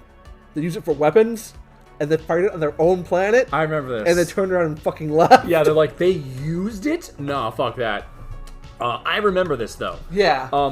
I have to mention this as well, getting back to this prog. The advertisements for Earth include the opportunity of being a judge. We have yet to see a true alien judge. It's only been human judges. You're right. And only recently, female judges. We've seen psychic judges, female Side judges, yep. Was do you think Fergie an honorary judge? Was he made a judge? Because he's human in quotation marks because he's mutated. We don't even know if he was a mutant, honestly. That's a good point. We don't know. But was he a judge? Dredd made him an honorary judge, I think, during the Tyrant Cal's reign. Okay. But I don't think, he's a hero. We'll say that. He's a hero, at least. My question is, do you think that the Justice Department actively discriminates against aliens being judges on Earth? I like to think that they do unofficially. Oh. Like, like turn it down for other reasons. Yeah, I think like we're humans and humans rule humans, but officially, like, oh yeah, any alien or mutant could become a judge. Well, we know that they've had mutant purges, is the thing. That's true. So maybe there is like straight up just racism as far as aliens go into the judge system. And we do know that their aliens are enslaved outside in the. There are, but we also know aliens live freely in Mega City 1. Remember, there's that one like movie advertisement where a woman marries a puddle of eyeballs. Yeah. So there are aliens. There are. We just I don't know. I really don't know. Also, we learned that alien species cannot enter Mega City 1 without entry permits. Makes sense. Right. You don't want alien criminals and stuff like that. I bet it's a rule that changes week to week because it's a comic book. Maybe. Dredd breaks a bone in his hand to escape his cuffs. I like this. That's pretty brutal. No special silly gadget, just pure grit and can-do attitude. That's right. He fucking kicks a guy. Same goes for the ballsy move of dumping the oxygen tanks. Like, damn. Dredd's like, do or die. He's got some cojones on him, man. Yeah. Got some serious cojones. And again, smart move by Dredd pointing out that Colorado's former clients are going to be gunning for him, but once again, the big fish gets away. He gets away in the sense that he might be on borrowed time. He might have ways off planet and he should take them, but then it's starting over. But this is But also, everywhere he goes off planet, they buy human slaves. Here's the thing. This has got to be another first in this comic for me, right? 212 progs in. This has got to be the first time that Dredd is seen encouraging street justice. That's true. Where the lawbreakers take care of their own. I don't think I've seen that happen before. I don't think I have either. Yeah, like Dredd, who started this... I think that the Dredd who we started this comic book is with... slowly changing into the Dredd where it's like... He would have arrested... Vigilantism is okay? That are not okay, but it's gonna happen. The original Dredd, I think, would have arrested Colorado, his driver, the aliens, everyone in his path, and then just figured out a law to Found a way to... Yeah. I appreciate this. He would have gone through his gigantic tomes called Law. Yeah, his books of law that he reads, which we haven't seen in a long time.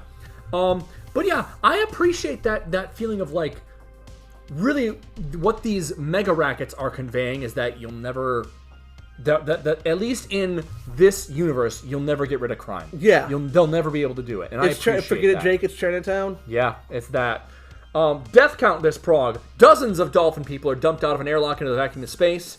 Dredd shoots his guard with his own pistol, and 2 perp runners are dumped out of their airlock as well, most likely to die to the void of space. Oh, and the pile of elephant-eared goblins. Oh, pile of elephant-eared goblins might be dead, might just be knocked out. We don't know, True. but possible. I'll put it in a possible column. Is there anything else you want to talk about for Prog 212, PK? No, it wrapped things up in a way I kind of thought might happen. I did say close. I said he was going to go back to the planet, but he went back with a patrol. It's fine. I'm going to give you the win on it. Okay. You get close enough. All right. Picking back where we left off, Prog 213, the Mega-Rackets 3, the Umpty Baggers, Part 1. Umpty. This prog released May 23rd, 1981. Script by T.B. Grover, John Wagner, Alan Grant. Artist Ron Smith, letters Tom Frame, PK. Umpty baggin'. What's Umpty baggin'? I don't know. I know Umpty candy. Is it like is it leftover Umpty candy? And they like ooh, that's interesting. Or is is Umpty in space in his spacecraft crafting Umpty candy and like sending it back to Earth? Yeah. Wow. Well, he was exiled from his home planet for committing no crimes. Yeah. We know that. Has Umpty gone mad in the cold darkness of space? Let's find out, PK. Crime file number 3, the Umpty Baggers. PK, if you'd read the little crime file, please.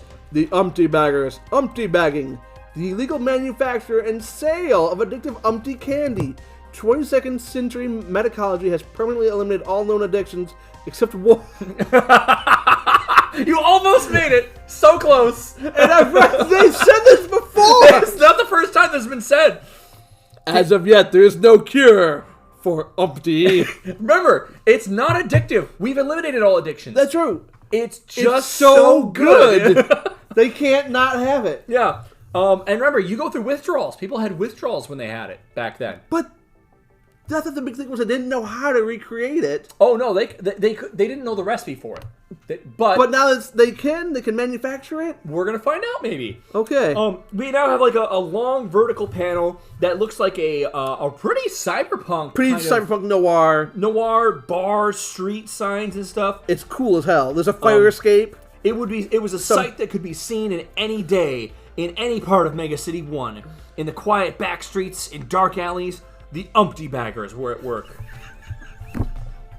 PK, the Umpty baggers. Any day. Any part of Mega City 1. Your children could be next. They could be doing Umpty. Yeah, you don't want your 11 p.m. Do you know where your children are? They're umptying in the back alleys. I saw a clip from a comedian say recently.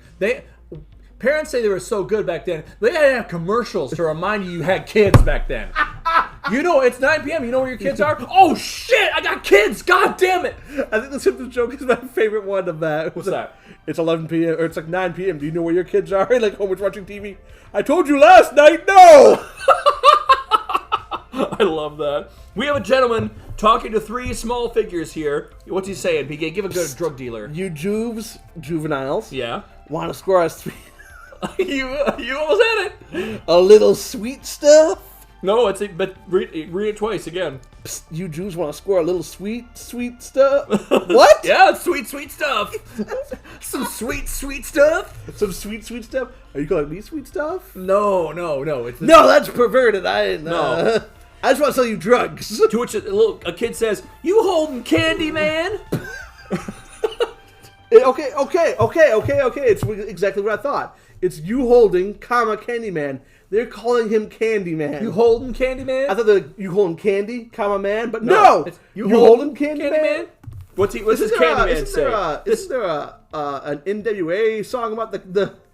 No, that's not the Candyman. It's the Dope Man. It's one of my favorite songs. I haven't listened to it. We'll listen to it after this. All right. Go for this guy, though. Dope Man. Go for this guy. 100% Umpty Candy. You gotta make it through this. Okay. 100% Umpty Candy. 10 cred bags. Come on, boys. Take the short trip to Happy Meg. And we have like a crazy guy who looked like he stuck his finger in an electric socket. I was doing my Heisenberg voice, but I don't think he's very Heisenberg. I don't think he's very Heisenberg. He's not the brains of the operation. No, this is Jesse. This is a low dope fiend kind of guy. He's opening up his jacket. He's got like just fucking bags, just like little bags. I got a 10. Give me a bag quick. And we got three kids here. One of them has undergone ugly treatment or is ugly. Yeah, I'm glad that ugly treatment is still a thing. It is forever a thing, PK. Really? You know why I know this? Why? Because I don't know if you remember this or not. There is still like ugly people, like uglified people in modern 2080 stuff. It's still a thing. Wow. What a weird... All the things. They keep everything. It's all still canon until they change it, dude. That's why I'm so obsessed with this comic because it's built upon. It just keeps going. Remember, because we read an issue. It was like there was one destruction of an old apartment block where Judge Dredd used to live. He said, back in my old apartment block with Walter the robot and Maria, my cleaning lady, when I read my law books. And I did a fucking... What? Yeah, they do this shit. So you got a young girl who's like uglified. We got a kind of Augustus Gloop looking motherfucker who's licking his chops, and another guy who's got this fucking crack. He's like tweaking. He's like, the girl. Oh man, it's the real thing. Wow, Zatish! Oh wow, good, Augustus Gloop. Thank you. Unwrap me a piece, you guys. My hands are trembling too much. This guy trying to unwrap a candy with a U on it. Clear stand-in for crack. It's the 1980s. So yeah. This is like right before the big war on drugs with Reagan. This was when you into arcades, it's like winners don't do drugs. Yeah. This is the beginning of the drug war. This is effectively drugs. But Judge Dredd's riding up on his lawmaster. Hold it all, you creeps! You're all under arrest. Even the children? Well, we're gonna find out maybe. The kids are like running towards Judge Dredd as the Umpty Bagger guy is running in the opposite direction.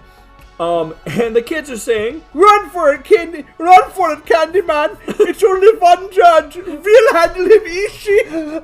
PK, these three kids don't have any weapons. No, they're gonna fucking fist. They're high on Umpty. they're just tripping on Umpty. They're gonna take a judge down with rocks. And they're throwing rocks. and sure enough, chew on that, He creep. beats the hell out. I'll be back. He runs over two of them and uppercuts another while driving on a Lawmaster. These kids are dead. He's running them over, PK. He lets him fucking shoot him down with the gun. No, he's doing the thing where he like lift up the front tire and like whack somebody with it. Oh like, my god. dude, he's beating the shit out of these This kids. is fucking disrespect. I'll be back. And as we can't see because of the scan when we turn the page, but the guy, the Umpty Bagger guy, is climbing The Candyman. Candyman. He's climbing the fire escape. He's climbing the fire escape. I said hold it. Judge shoots the fire escape, and the guy comes crashing down.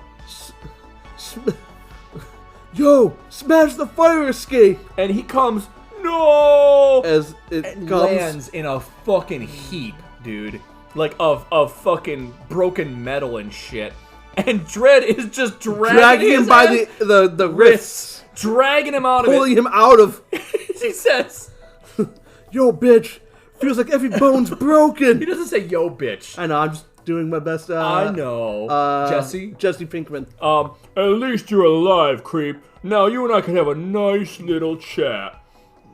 The three addicts were taken away to dry out in a Justice Department Umpty clinic. Yeah, PK, you got a problem with the Umpty clinics now? You got Umpty clinics? They gotta dry out the empty clinic. Gotta dry out. How is this candy such... Is it crack? No, it's not addictive. Well, it's addictive, But- but it's not a drug because they cured addiction. They have cured addiction. That's our dystopia. They've cured every known addiction except for this brand new addiction that they can manufacture but can't find out what's addictive in it. We're gonna find out. We're gonna go back to it, okay? Okay. Oh, is it really finally explained? Well, we're gonna talk about it. Okay. I'm not gonna say it's any more information, but they're gonna talk about it. The Umpty Bagger, Candyman Fitchit, was Fitchit. taken down to the HQ of the Umpty Squad. PK, I should have made you read this. I'm sorry.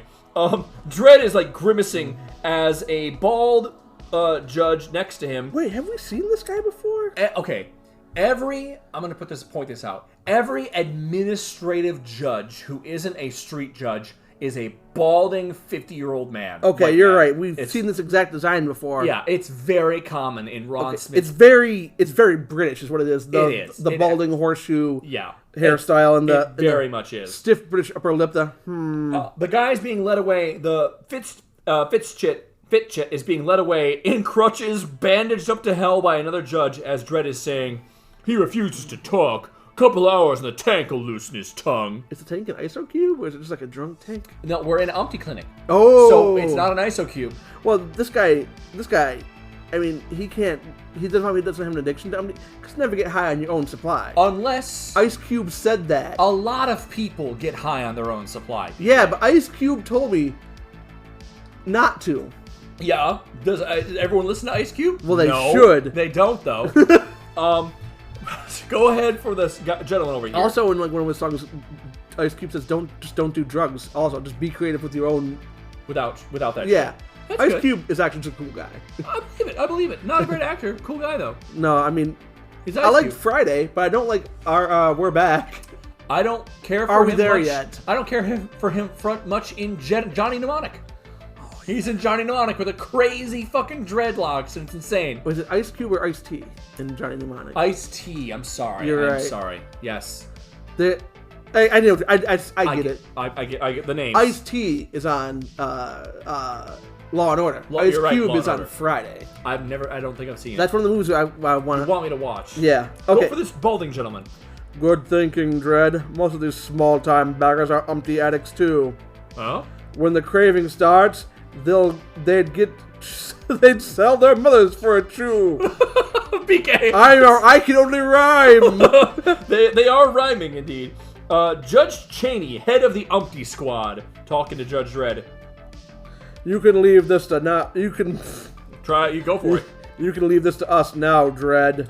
I'm not happy about your squad's arrest record against these Umpty racketeers, Cheney. Fitchit's still my prisoner. I'll see this case through. Fine, fuck you, dude. He does not say that. But Dredd's interest in the Umpty candy had begun over a year earlier when an Umpty candy shortage had revealed a startling side effect. To which we see like an asterisk. See Judge Dredd album 2. I have this in the notes exactly when it happened, and it was a year ago in comic that this happened. So we're gonna go over the events of the Umpty Candy. The attention to detail is too much. So Dredd is looking on as a bunch of people are acting really crazy in a patient's ward, as a robot says to him, Dredd's interesting. Wait, I have that. Next one. We've had cases all morning, Judge Dredd. Bouts of crying, hysteria, hallucinations. That patient thinks he's dancing with Umpty people. Classic withdrawal symptoms. Is Umpty Candy addictive? I don't know, Dredd! Well, we're gonna is it? We're gonna find out. This robot is saying, keeps going, next page. Oh, next page. Only one brand, Uncle Ump's, and not addictive in the normal sense. It's just that it tastes so good. Okay, there's your answer. That's not an answer. It's absolutely. It's not addictive. Why would something that tastes so good cause you to see or hallucination? Because you're having withdrawals. That doesn't make sense. But it's not addictive. That's not how addiction works. Keep going for this robot. Uncle Ump has come up with the perfect recipe. Once tasted, no mortal mind can bear to be parted from this Umpty Candy. Judges clamped down at once. Ump's Candy was banned, and its inventor, the innocent confectioner Uncle Ump, was sent into exile. And we see like an old colonel man with like a big old striped top hat, you know. And this is all in the flash. Well, I mean, it's all in the flashback, yeah. Because this was wavy panels, but this is remember this part. This is all in the I background. remember this robot's fucking face. This happened, yeah. This all happened. These are all pulled from the exact same prog. Go for Uncle Ump. But why? I haven't committed any crime. You created the greatest taste the world has ever known, Citizen Ump. A taste too dangerous for this city. We gotta take this seriously, damn it. The spacecraft contained all necessary life support functions. Its course would take it directly away from Earth, which really, any direction away from Earth is away from Earth. Just go any straight line. Yeah, any straight line away from Earth is away from Earth. Or even any curved line, kind of, still go away from Earth. Unless you curve too much and you're coming back. That's true. Dredd's looking up at the spaceship. We couldn't risk keeping him on planet. The people would force his secret out of him. What is the fate of one man compared to 800 million? I feel like we've seen these exact panels. It is the exact stuff, PK. Okay. Put a pin in it. We're going to talk about this. But the official story was that Uncle Ump had died under interrogation. Remember, there were riots about this. But there were those who knew differently. And we see someone's lips talking into a phone. Go, PK? Give me Boss John? Yep, that's right. I've got some information he's going to pay plenty for. Uncle Ump was 2 light years away from Earth when an unidentified spacecraft appeared. PK, what's happening in this panel? We see Uncle Ump's spacecraft from before. The cool RV from like Spaceballs. Spaceballs. Yeah, kind of that. Being chased by the fucking the USS Enterprise. That is absolutely the USS Enterprise, PK. Thank you for noticing that. That is just Thank you for noticing that. That's just the USS Enterprise. That's all that is. And someone is saying back there, tractor beam locked on. Let's hope this is the right one. And now we have 3 men coming through with shoulder pads into an airlock, visiting Uncle Ump. What is this wide-headed freak? It is there's some weird-looking people. Uncle Ump, sure enough, we struck pay dirt, boys. And Uncle Ump says, You're from Earth. Oh, happy day. You've got to take me back. To which a man with a freakishly terrifying smile produces a drill. Not exactly. It's a fucking auger, dude. Yeah, it's an auger. It's a hand drill. Not exactly, Umpy. We come to drill a hole in your head, unless you care to do a little talking. What the fuck? PK, why get the man when you can get the product? Yeah. Yeah, PK, we're figuring out how it got back on the streets now. We are. So I kind of wish I didn't know, because poor Uncle Ump led a hard life. He just wanted to make candy. He tried to make candy and make people happy. But guess what? He got exiled and got too happy. Fucking, they drilled holes in his head, dude. It made people too happy, man. Too happy. You can't be that happy in Mega City 1. No, you make people too happy. We don't like too much happiness. It's addictive. It's not addictive, but it's pretty addictive. It's addictive somehow. It's addictive in the sense... Addiction. Okay, there are 2 kinds of addiction. Okay. Chemical addiction, to where it's literally something... A dependent kind of thing.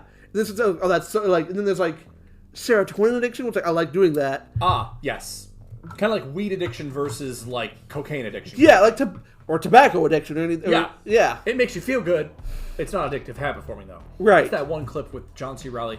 It's not habit forming. It's the cheapest drug in the world. That's What is that from? Oh, that movie where he's Elvis. Oh no, he's Johnny Cash. That's so funny. It's not Walk the Line. That's the name of the real movie. Yeah. Walk Hard, Dewey Cox Story. Oh my god. And that's the guy from SNL who was in Mean Girls. And the so funny. principal from Mean Girls. He's the pulling it ladies' up. man. He's one of my favorite people. All right, principal from Mean Girls. He's principal in both of them actually, because they did a Mean Girls remake.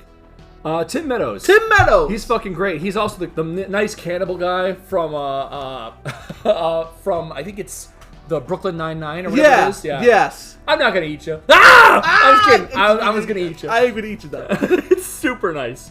Super nice cannibal Because guy. he's an SNL alumni along with the star of Brooklyn Nine-Nine. Oh yeah, Andy Samberg. Andy I love Samberg. those guys. Yeah. I love Tim Meadows. He's fucking hilarious. Tim Meadows is great. And He was the ladies' man. And can I buy you a fifth sandwich? We turn the page. Classic PK. 2000s comedy, dude. The Jong brothers' methods were crude but effective. Oh my god. PK, describe what we're looking at here. We see Uncle Umpty tied to a chair. I didn't know he was bald. Yeah, he's he bald is under that hat. hatless, tied to a chair with his fucking huge ass lapel collars. Oh yeah. While the Jong brothers are, I'm assuming, getting the information from him. They're making Via- Umpty candy. Yeah, but via like the threat of torture. I don't think they're actually Torturing him, yeah. But it's like, Describe these Jong brothers, please. they look like cartoons. I love Ron Smith's character design. Yeah, they look like fucking caricatures of people. There's like a They wide do look head. like caricatures. There's a big fat guy. Yeah. There's a fucking Guy with giant ears and like a weird angular pointed There's chin. a cockeyed, wide-headed Quasimodo man. Quasimodo. Who's like whisking some shit on the stove. Uncle Ump is saying to them, No, add 12 drops of melamel and whisk clockwise for 37 beats only. What fucking Harry Potter nonsense? Because like in Harry Potter, the person's class, like, turn the cauldron clockwise. It's then counterclockwise. Make sure you don't like intersex people and. Oh my god! Wow, PK! Wow! No pass. That was part That was of not the pass. Hogwarts Pass. curriculum. That was not. I'm editing this out. The wise J.K. Rowling said. She said a lot that no one wishes she said. If she had fucked off and just like fucked off and With never her done money? with her money and never done nothing again, We'll be 10% better. We wouldn't. The world would have been a little bit better. The Quasimodo guy is like licking a spoon. Oh my god. That's the stuff, all right. And the other guy's licking his fingers while the big fat guy also is getting this. It's really gross looking. Yeah, these are fucking cartoon gremlin people. And there's one of the big fat guys saying, You've been a real big help, Umpy. Now I'm afraid it's time for you to take a little spacewalk. "Let's get back to Ma and Pa with this recipe, boys." As they launch him out the Enterprise Yep. into the. Oh my god. He made a tasty candy for kids, And he got was punished. exiled and then tortured until he gave up his information. Are those his ankles or did his shoes get knocked off? I think those are his ankles. Okay, I think it's just the shading of space. I thought it was like they punched him up so his fucking shoes fell Poor off. guy. Poor Was guy. it Dane Cook who did the bit about the guy getting hit so hard, but his shoes fell off? I don't know. I think that's a thing from cartoons forever. you Okay, know? I just remember like Dane Cook, some stand-up comedian told a story where he saw a guy get hit so hard in real life, his shoes came off. I have heard this story now that you mentioned it. I don't remember where it's from. I don't either. Moving on. And so the Oh my Jong family God. founded Mega City 1's newest racket, Umpty bagging. And we have the patriarch and matriarch of the Jong family, we can only assume.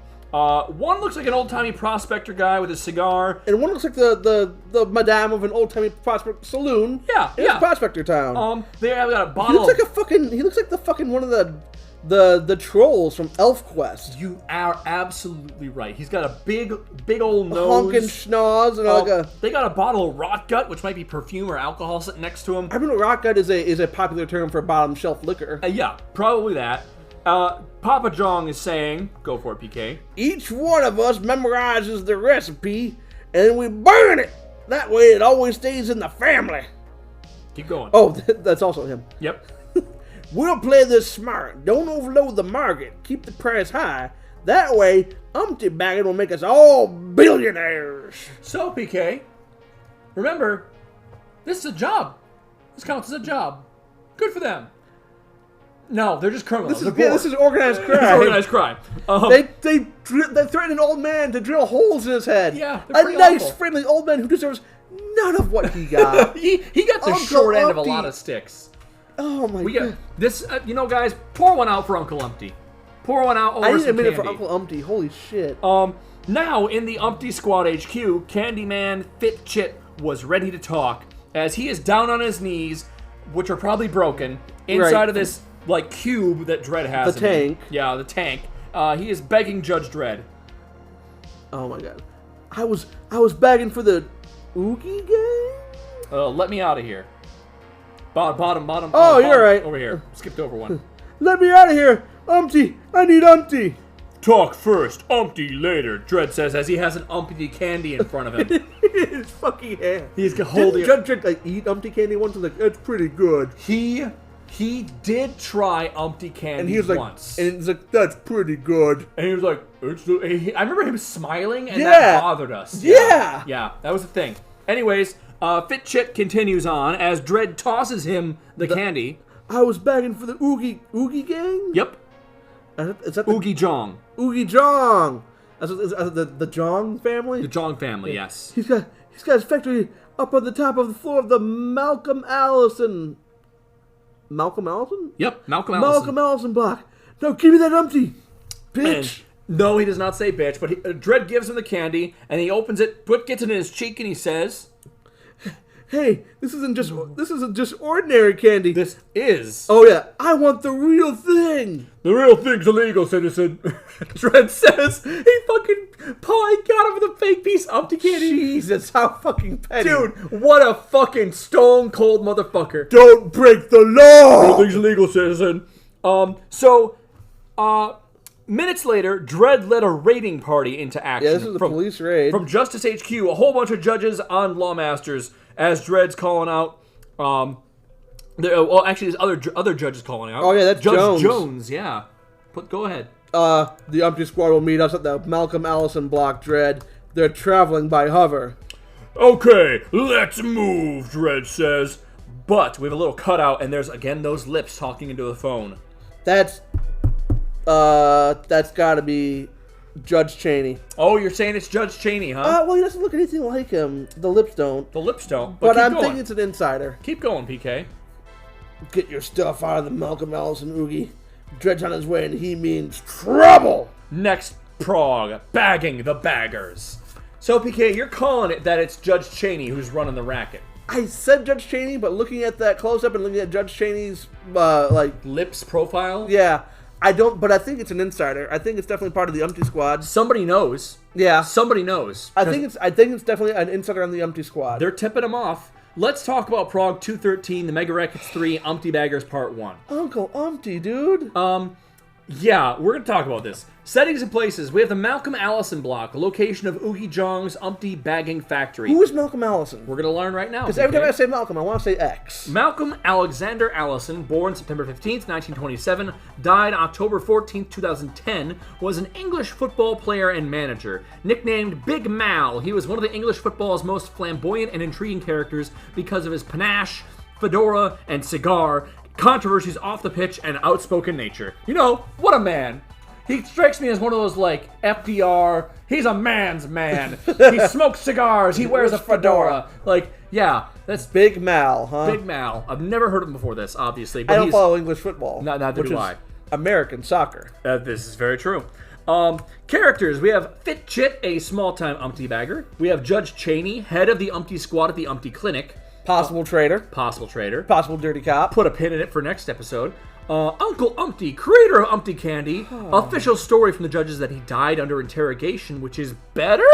Yeah, wait a goddamn second. That went right over my head. Yeah. How was that? Oh, we killed him. People die under interrogation sometimes. You know? How is that a better story? That just makes that's way worse, dude. If it came out that, like, hey, listen, we got Matthew Perry's doctors, but they died while we were interrogating them. We're like, what the fuck were you doing? Holy shit! Jesus Christ, guys, Yeah. calm down. Yeah, like what? I mean, what the fuck? We got the ketamine queen. Don't worry about it. Dead. Like, whoa. Then she died under interrogation. Like, we're just gonna go with that. You should. The official story makes you look better. You could have said they died of a heart attack in their cell.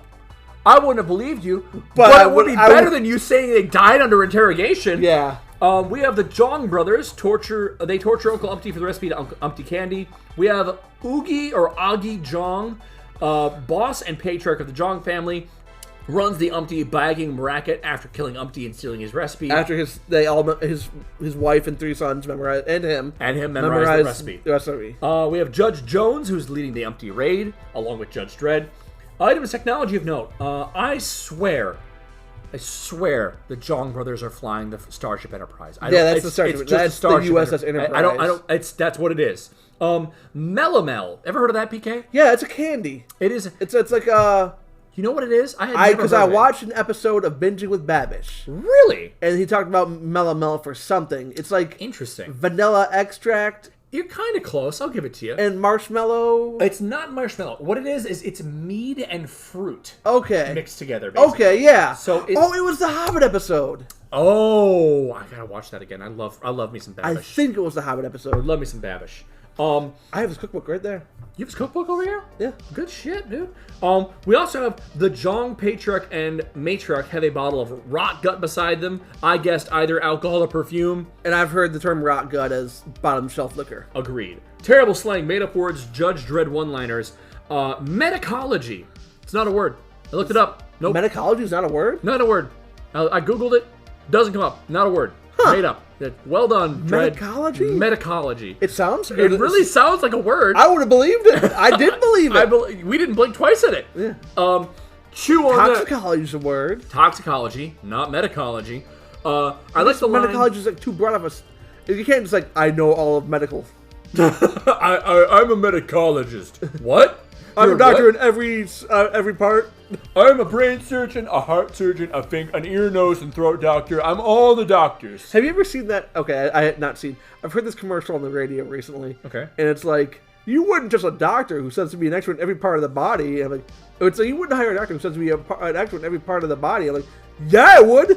That guy sounds awesome. Unless he's lying. Unless he's lying. Yeah.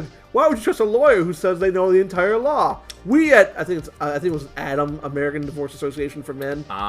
We specialize in divorce law. Love them and leave them. Love them and leave them in family law. Also on terrible slang, I love the line, "Chew on that, creeps. I'll be back." First Terminator movie wouldn't come out for another 3 years, by the way. Oh shit! And that line wasn't made popular until Terminator 2. That's very true. Dom has not seen majority of those movies, and I want to watch them. Well, the majority of them aren't that good. I like 1 and 2, and you'll need to watch 1 and 2. True. 3 is worth watching. I think there's one of the other 4 that are pretty good. Dark Future, Dark Fate is one. We don't need to see a lot of them. No, I would say there are 4 worth watching out of the 7 that there are. I watched the first one for the first time recently this year, and I was surprised by how much of a horror movie it was. Oh yeah, it goes from Terminator horror to 1, action. Yeah, just like Alien. Yeah, we've talked about this. I love that the Umpty addicted kids just attack a judge. Yeah. That's how good Umpty Candy is. There's no real addict that's gonna do that. It's like, damn. I love the line, "What is the fate of one man compared to 800 million?" Which we've heard before. He said the exact same line. Yeah, he said that at the end of that prog. Yeah. I forget that Dredd was willing to violate a person's rights and the law for the safety of his city. Like, interesting dynamic. I wonder if we're going to see more of it. I don't know. Yeah. We'll see. On one hand, I get it, but it doesn't make him. It doesn't fit the character. No, it really doesn't. Judge Dredd is lawful. Yeah, that's literally what he is. He is, I would say, neutral lawful. Yeah, lawful neutral. Yeah, he's just like, the law is the law, as it is written. I will perform. Yeah. I love it, guys. This is ordinary candy. I want the real thing.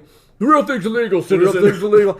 I can Dude. see that being like a fucking. It's a cool, Just snarky line. a savage human being. Yeah. Just a savage person. Again, lawful neutral. Yeah. Monsters. None. It was man. It was man. World building.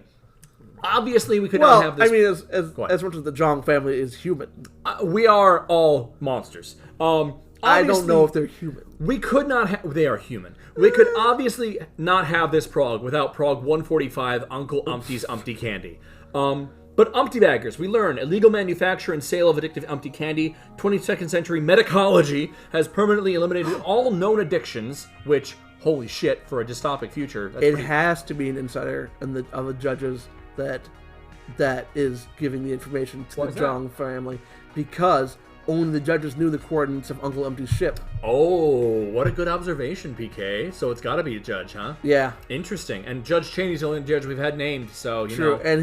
And they dropped the hint of like, your Your arrest whole record's unit's pretty pretty light." ineffective. So are you doubling down on Cheney being the guy?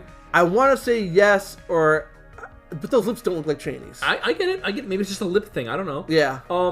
But there is no cure for Umpty in the 22nd century. Again, I don't understand. Again, holy shit, they've cured every known addiction except candy. And once again, Why are there smokers then? well, smokers are allowed. Yeah, but It's not addictive. They cured it. You cannot be addicted to Why it. would you smoke if you didn't Taste? have to? Maybe you like the taste. People smoke cigars for the taste. Okay, true, but they made it so fucking annoying to smoke in the future. You have to go to the smokatorium. You're not wrong, but it's Why would legal. anyone ever do it? Why would you kill yourself? I mean, you're doing it. Maybe they've made it in such a way that it's no longer deadly or addictive, and it's just the flavor, and that's it. But no, it can't be because that guy dies. The guy who goes in there dies because he doesn't have a mask. Yeah, that's so fucking stupid. But I'm reminded that this And fictional- don't forget, the Smokatorium is not going to be forgotten. The Smokatorium is a level in the Dread versus The Death Dark- PC first-person shooter game. So it's still around. You fight They don't Judge forget that Flame shit. in the Smokatorium. They don't forget that shit. But once again, I'm reminded this fictional dystopia is kind of better than our current one. That they don't have any addictions. You know. Yeah. It's kind of rough. We also learned that the cravings for Umpty candy are so strong that people who are addicted to it will just do just about anything to get a fix. That is a drug that we don't have now. I mean, if there was a buyer and a dope man in the alleyway and the police come, that guy buying the crack will rat the dope man out.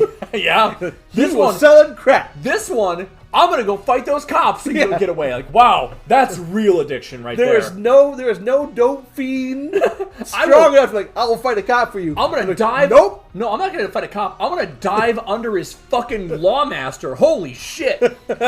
But I have wanted Flint, Michigan. I have seen crackheads, and they are not going to fight a cop for you. No, they're not. This is the second episode in a row, PK, where someone has referenced selling their mother. And Mama Mungo Mama Mungo took a short trip out of a long dive, and they mentioned selling the Mungo, and it was. I'm not disappointed. It's just odd that it also happened the second twice. episode where we deal with three weird brothers. You're right, the Mungo brothers and the Jong brothers. What's it with them and three brothers? It's a, you know what? it's a comic book and it was a popular trope at the time. I guess.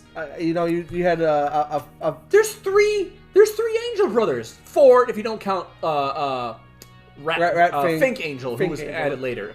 It's just like it was just a popular trope. It has been since then. In the 80s, there was the 90s. There was the Goonies, which was, two sons and their mother. They like organized crime families being a little wacky. The Apple Dumpling Gang, All right. wacky family of criminals. All right, I'll give it to you. The ingredients for Umpty Apple candy. Dumpling Gang, by the way, my favorite Don Knotts movie. What that? My favorite Don Knotts movie, Apple Dumpling Gang. I've never seen it before. The old Disney Western about wacky Western outlaws. Is it animated? No, it is a live action. Well, in the Don Knotts is a cartoon man in Okay. the way that Tim Curry is. Ah, gotcha. Love me some Tim Curry. We know the ingredients for Uncle Umpty candy, or Umpty candy, includes 12 drops of Melomel with a whisk clockwise for 37 beats. Now this does it did ring true of potion making from Harry Potter. It really does. With like because you have to turn it certain ways, like clockwise and then counterclockwise makes no sense. Right, except that it's potion making. It's magic. Pure magic. Yeah. And magic is not something we haven't seen because we have seen witches in Judge Dredd and necromancy. We have seen witches and necromancers, not... And I know that there are going to be witches later. We haven't seen witches in Mega City that are human. We haven't seen magic in Mega City 1. I know that later witches will appear. They summon the Dark Judges. Yeah. I don't know if they're alien or human. The magic that we have seen so far has all been explained by science. Like Merc the Necromancer's abilities were because of the toad wart that I can't... The sentences that I'm saying right now are just like... The toad wart it's just hitting hallucinogens. me. But like... Even side judges, it's mutations. It's mutations. But what about Dark Judges? How are they alien invaders from a different dimension? How are they crossing... Well, I guess that could be science. Aliens are... Maybe. We don't know. But there will be witches later. We know there will be witches. There will be witches. That's my favorite. My favorite. I suck up your milkshake as a witch. There will be witches. There will be witches. That's a promise for later, listeners. Bags of Umpty candy go for 10 creds on the street, which seems pretty cheap, honestly. Like, they said keep the price high. That's not very high, in my opinion. I love that the juvies think they can handle a single judge with some fucking rocks. Judges are elite fighters. And people talk about all the evils of crack. They don't talk about it's how good it makes you feel. And you feel like a fucking superhero on crack. No. Like, yeah, they don't talk about how good it makes you feel. It's not true, though. Don't do crack. The Justice Department has an Umpty clinic and an Umpty squad of judges who run it. I love the idea of the Umpty squad. I feel like they should be egg people. I feel like it should be like if we cut to it's the Umpty squad, a bunch of clown judges like hello everybody, hello, I'm here to help you cure your addiction. You're under arrest. Let's get you to dry out. I'm like, I don't know what we expected. Honestly, they fucking pull out a seltzer bottle and spray it in your face. God, that's the cure. Judge Bozo has the only cure. It's that seltzer water. Oogie Jong or Augie Jong says that he wants to keep the supply of Umpty candy low in order to keep driving up the price, but kids are buying it for 10 creds a bag. Has the recipe... It would make sense to me. I'm guessing the recipe has made its way into the streets, or is someone betraying the family, or is one it of just the a brothers comic book? Or is it a comic book? Maybe the recipe it's got definitely out, one of those. You know? It's definitely one of those.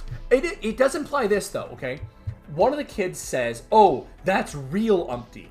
So someone is probably making fake Umpty. Counterfeit Umpty. Yeah, you're right. So I bet the recipe's gotten out. I bet that's happened. That's probably true. We know that they have things that can take something and find all its ingredients. Because that's in the first Umpty issue. Right? What's that? Doesn't he take like a piece of Umpty candy and they analyze it? They analyze it and he says, this is all the ingredients. There's nothing illegal or addictive. Yeah, they do that. PK, you didn't mention this while reading this prog, and I don't blame you because it's only mentioned at the very end of it, rather. Okay. Tell me if I got this correctly. Okay. Okay. The Jong family is making a highly illegal and addictive product and is occupying the top floor of a mega block. Does that sound at all familiar? Is this the fucking plot of the 2012 Judge Dredd movie? Is Umpty Candy slow-mo? Is that what's happening? Dredd to fight his way through a mega building to stop a candy What universe are we living in? Am I the crazy one? Was someone reading like, this would be a good movie. Oh, instead of candy? You know, I'm a Judge Dredd fan. And if I had to make a movie out of it, this Umpty Candy the Candy arc, I think, would be the best idea for a movie. What the fuck, dude? Oh, that went right over my head, dude. The look on your face when you're like, oh my god, this is the 2012 Judge Dredd movie. That being said, I mean, like, it's pretty comparable, honestly. It like, is Umpty as much as Jong Mama? Like, is Ma Jong Mama? If they refer, if in the next prog, which I haven't read yet, I read way back in the day, but I haven't read again. If they refer to the matriarch of the Jong family as Mama, I'm gonna shit my pants. I will not believe it. I won't believe it. It'd be impossible. That being said, this is this plot. Yeah. it's convoluted, but it's very simplistic. Of raid a building, there's a manufacturer at the top. Yeah, it is a boilerplate plot. It is. And that's what I love about the movie. Honestly, this is his job. This is a day of work for him. I really want to. I'm trying to convince your brother to watch it with me for some time because it's so much. It's so fucking good. It functions as an action movie fantastically. It is. It's just good. It's such a good movie, dude. While I appreciate the continuity of the whole Uncle Umpty storyline, Dredd really does break his cardinal belief about the rule of law in this instance, and I think it is worth discussing. Yeah? No law was broken by Uncle Ump, yet Dredd exiles him from the fucking planet with under no real authority because he made too tasty of a candy. Do you think that this going against Dredd's grain is important not only to us as readers, but also to him. Because that way he says, what's one life to 800 million? He sounds to me like he's convincing himself. Do you think that Dredd's morals are changing over time? I don't think they are. I think he went against his morals and he feels guilt about it. I don't think he feels guilt about it. I think he does, because I think that thing he said, I think that's just convincing himself. Interesting. I wonder, is his thing now, because for the longest time, it was lawful neutral. The rules are the rules. That law is law. That's it. Now it's lawful. Now, here's what I think.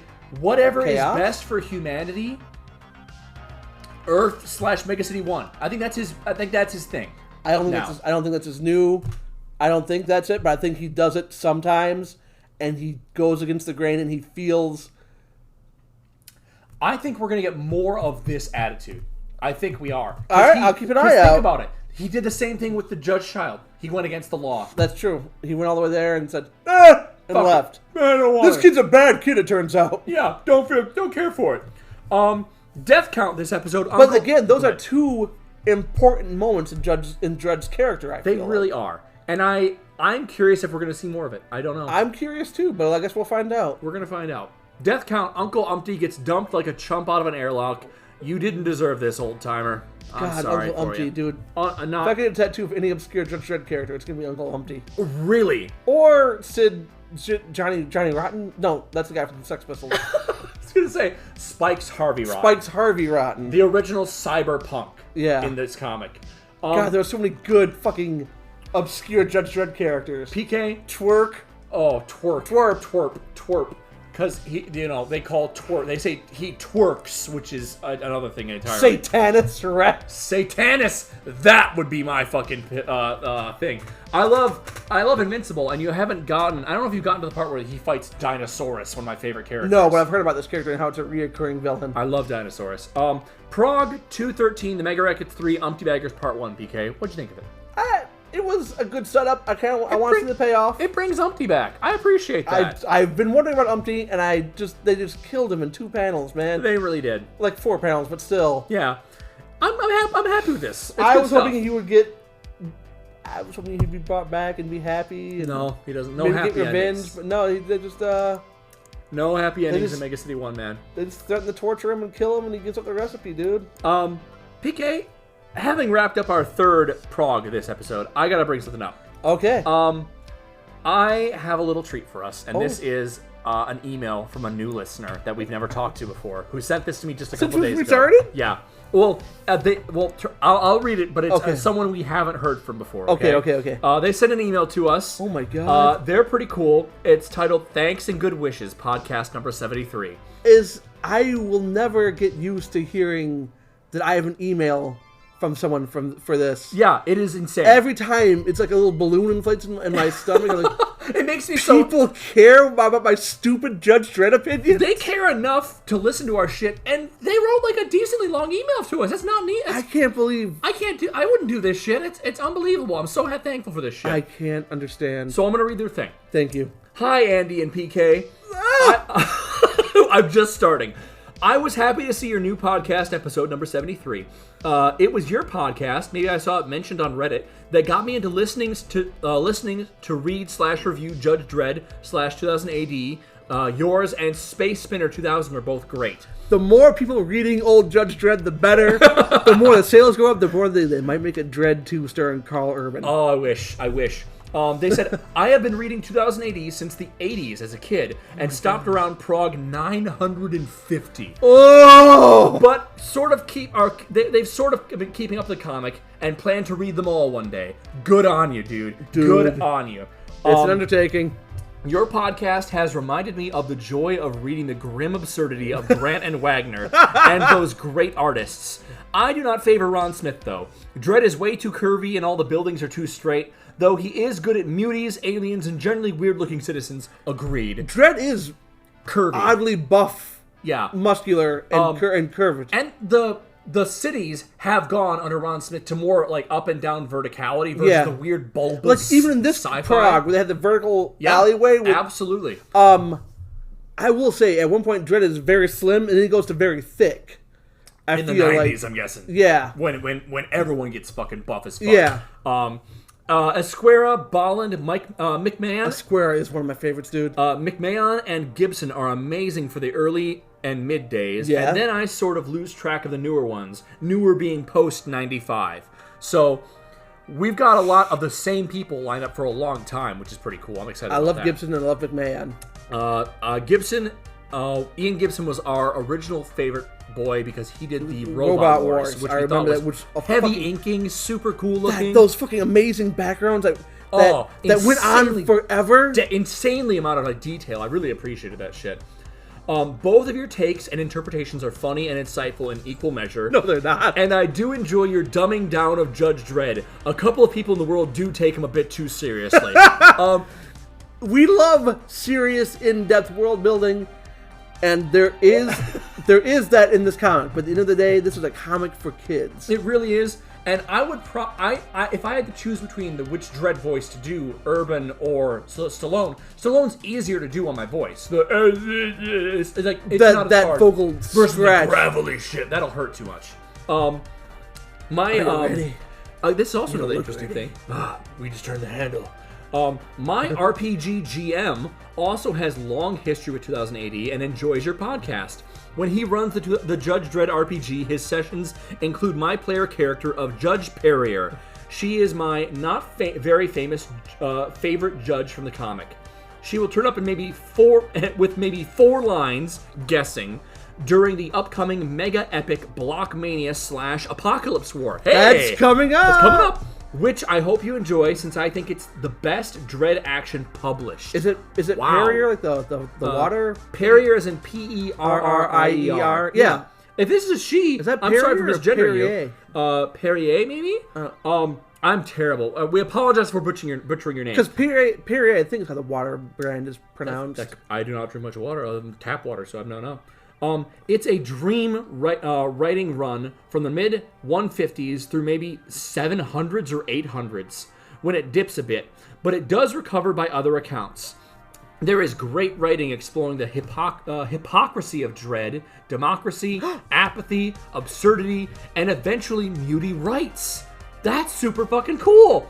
And then there is some not... I prefer muty wrongs, and I say Get the fuck get outta them here. out of my Mega City 1. And then there is some not such good stuff from non-Wagner and Grant. And the most I'll say is, in my head, Judge Perrier is still alive. She gets offed in the far future by one of those non-Wagner writers. No. Oh, Boo! that's Boo one to of that. That's one of the things about comic books. Those writers will sometimes just take a dump in the last writer's work. Yep, it's not fun. They'll change things up to make things interesting. Right. I hope life is treating you not too badly, and that even if you don't continue long term, that you've enjoyed the fun along the way, as well as knowing that a bunch of people have enjoyed your work. Oh my god. If there is anything useful, feel free to quote whatever you want from this email. Cheers, Perrier. Cheers on you, Dude. man. Dude, girl, person, thank you so much. This is a delight to read. It makes us so fucking happy. Unnecessary. We live for this kind of shit, guys. We do it for us because it's good for our mental health. Yeah. But also the fact that we have anyone listening makes me very happy. It's the cherry on top of the cake. It's fantastic. I love maraschino. I could eat a jar of maraschino cherries. I'm not a cherry person, but for me, it's sprinkles. It's delicious sprinkles. like a candy. Well, those don't have like a candied strawberry maybe. I'll eat strawberries. I like Maybe strawberries. some sugared pineapple. No, not pineapple fan. Oh, I'm very picky, as you find out. I've known for a while, Andy. Everyone knows who knows me.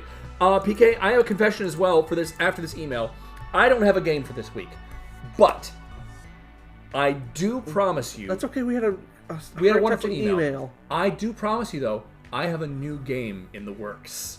It's going to be coming up next episode, and it is something that I wanted to go over that we haven't done in the past. There are a lot. Not every prog of 2000 AD uses Judge Dredd for their covers, but you're right. But some do, and sometimes these. I feel like the ones without Judge Dredd the most pop up in Cursed Earth and the Judge Child, and we see like cool space. Here's the thing: scenes. We don't always see the covers. You're right. Honestly, we get like the first panel. So what I want to do is I want to pay more attention to the covers that are being posted, and I have an access to them online. Thanks to another website that I found. So what we're going to have this game is called Tell Me What Happens, where I'm going to show you a cover for an upcoming title, which is meant to get your attention, and then you have to tell me what the fuck is going on. What's the synopsis of this What upcoming is the synopsis of this fucking prog? So it is going to be a game called Tell Me What Happens, PK. Man, every week these guys are doing 6 pages and a cover. Not just this, 6 pages just of this. There's gonna be other people doing other 6 pages. Yeah, as well but I just meant the Judge Dredd. Dredd. But yeah, every the week. 2000. Yeah. Every week, man. Every It's fucking insane. week. For listeners, if you want to tell us about the stuff we got wrong, you want to say hi, feel free to fucking email us at dreadful email address at gmail.com. That's DREDD email address with 2 Ds at gmail.com. We would be more than happy with your permission to read your email live on the broadcast, like we did with Perrier. Perrier. I think it's Perrier. Perrier. This was fucking awesome. I love this shit so much. If anyone is listening to this and you find it entertaining, feel free to leave a comment, subscribe, or, jettison old man into space. Make some of your own addictive candy at home. Do that, though. Don't in the basement. This is 99.9% Umpty. Any press is good press. Share the podcast with someone you like. I'm sure there'll be people who find it entertaining in some way. Blue Umpty. Next time, PK, on the Dreadful Cyber Punk-Cast, who is tipping off the Umpty baggers about the incoming raid by the judges? What will Judge Dredd do when people start hiring hitmen to kill themselves? and how... I joke about that, but that's a plot in Hunter x Hunter. Oh, okay. And how will our favorite lawman fare when the local mobs start hiring people with their own psionic powers? I never thought of rogue psionics. Find out next That's time. An awesome idea. On the Dreadful Cyber Punk-Cast. Woo! We're back! We're back, baby! Woo!